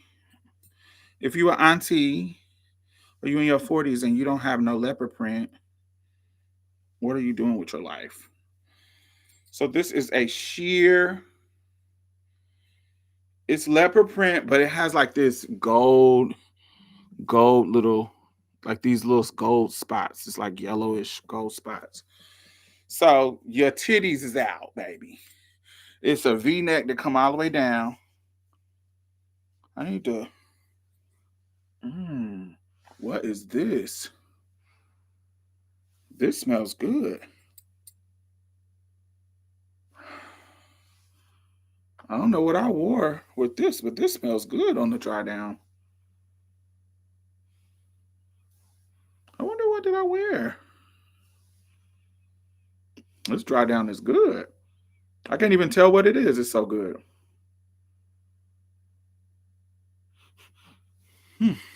Smells good. Um. So yes, there's like a belt, a little silver belt around it. So anyway, so imagine this. All right. Sheer. It's kind of like these things that kind of trindle, these tendrils that kind of shaking down your hips. Cute. Arms covered up. Titties out if you want them out. Imagine this with. Now, this is a color combination that may be unique. It is mesh. It's from it was how many, it was like 120 or 100 and something from Zara. This is from Zara. Let me see if I can find the picture. Sheer leopard print shirt from Zara.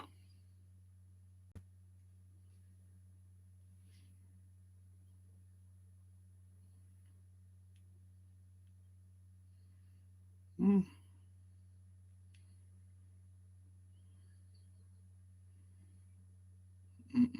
It's be new. Where's the new?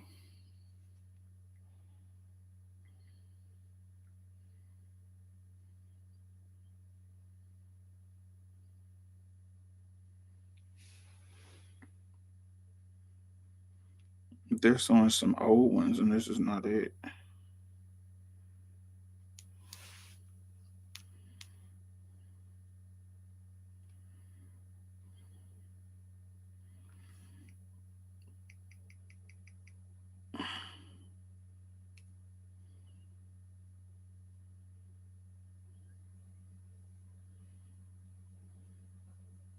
This. Here we go. All right. So that's how it looks on.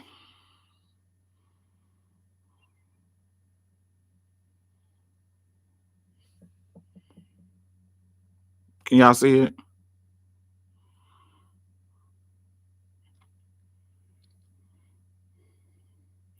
Really soft, really like feminine and sheer and pretty. It's just cute. It's just, leopard print. And it has a little like yellowish gold little spots too, instead of just black and regular. Cute. So that's what that looks like on.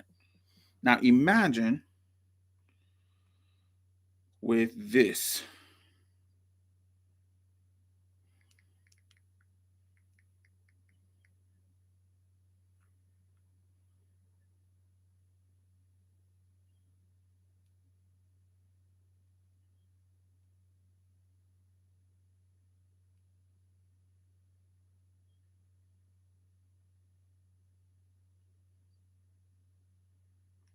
about to go in my. I bought this.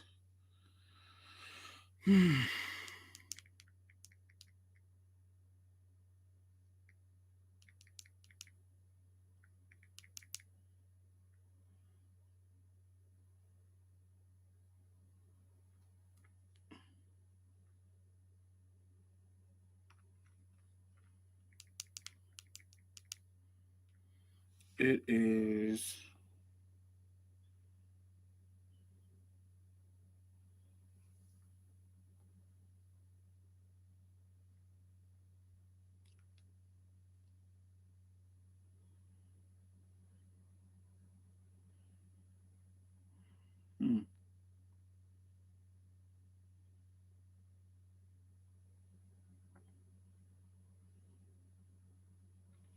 I don't know where I bought it from.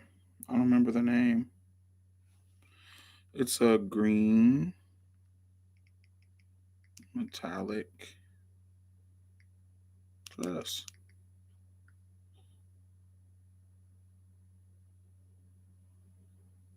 Anyway, I don't know where I bought it from, but this is what it looks like.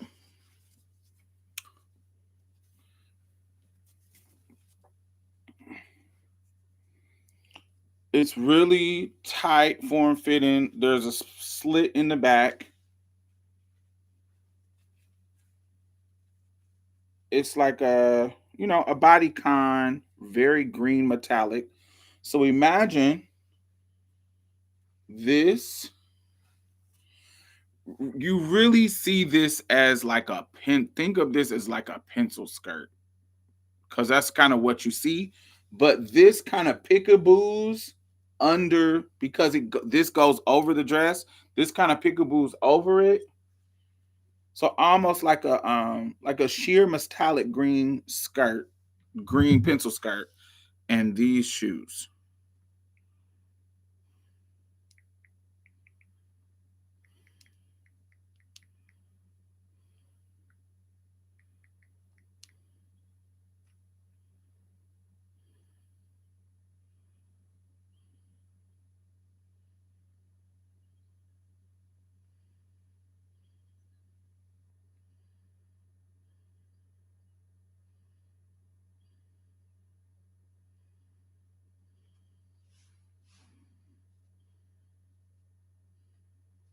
Come on.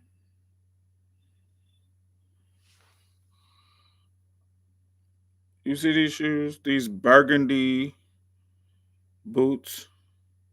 So imagine leopard print top,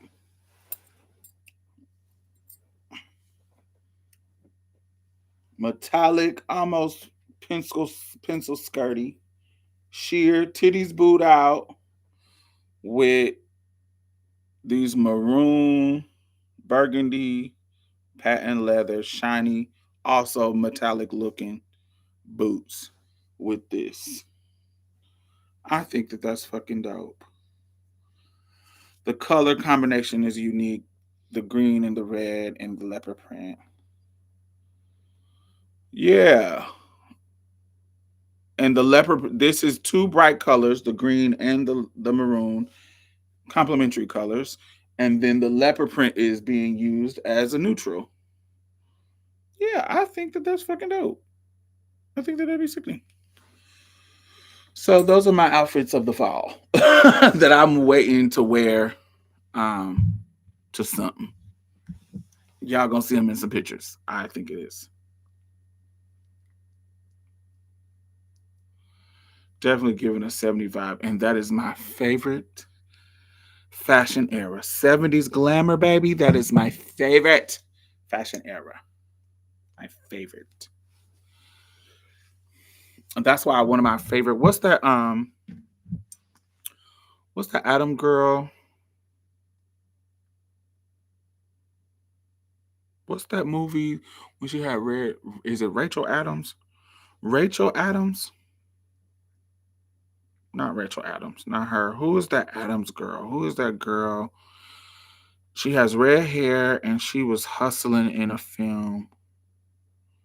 Is it Boogie Nights? Not Boogie Nights. Boogie Night Cast.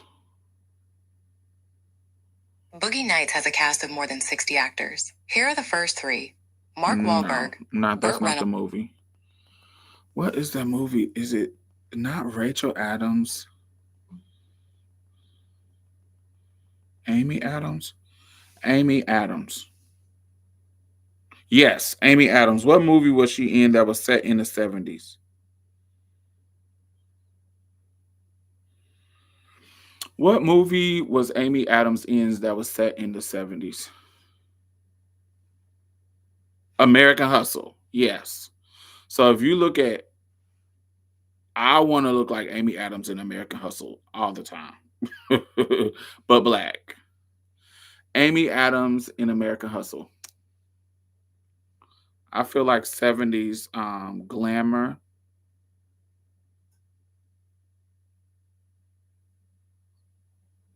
is love.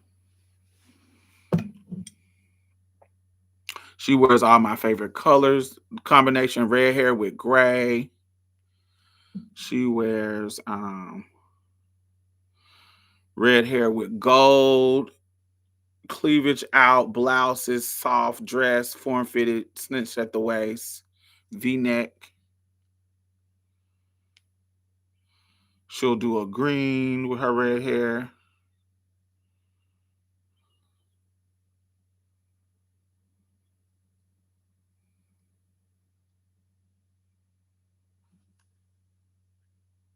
It's giving kind of mob wifey, but chic. Mob wifey, but chic, baby.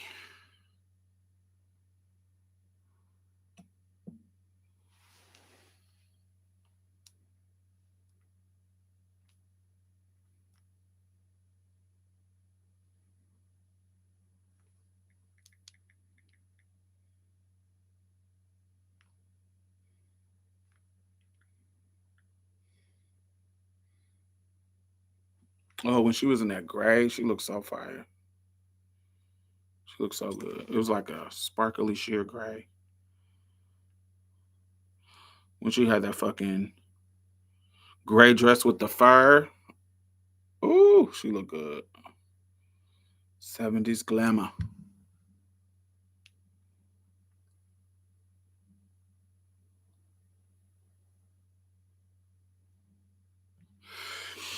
All right. Anyway, y'all, it's been 4 hours. Make sure y'all thumbs up as y'all head on out if you have not. I will see y'all later. Of course, Sundays I have some music that I'm gonna upload. Um, yeah, that I'm gonna make public. It's already up, but I'm gonna make public. Did you watch the TV show The Deuces set in the 70s? No. I might have to watch it. I think I'm about to start getting into Severance. I haven't started it yet, but yeah, I'm trying to get into Severance. I'm currently watching The Wolf King, which is animated, but it's cool. The first season I loved. The new season is starting off slow, but I'm gonna ride with it. But all right, I see y'all later. Have a wonderful evening, darlings. And we'll chat. Bye bye.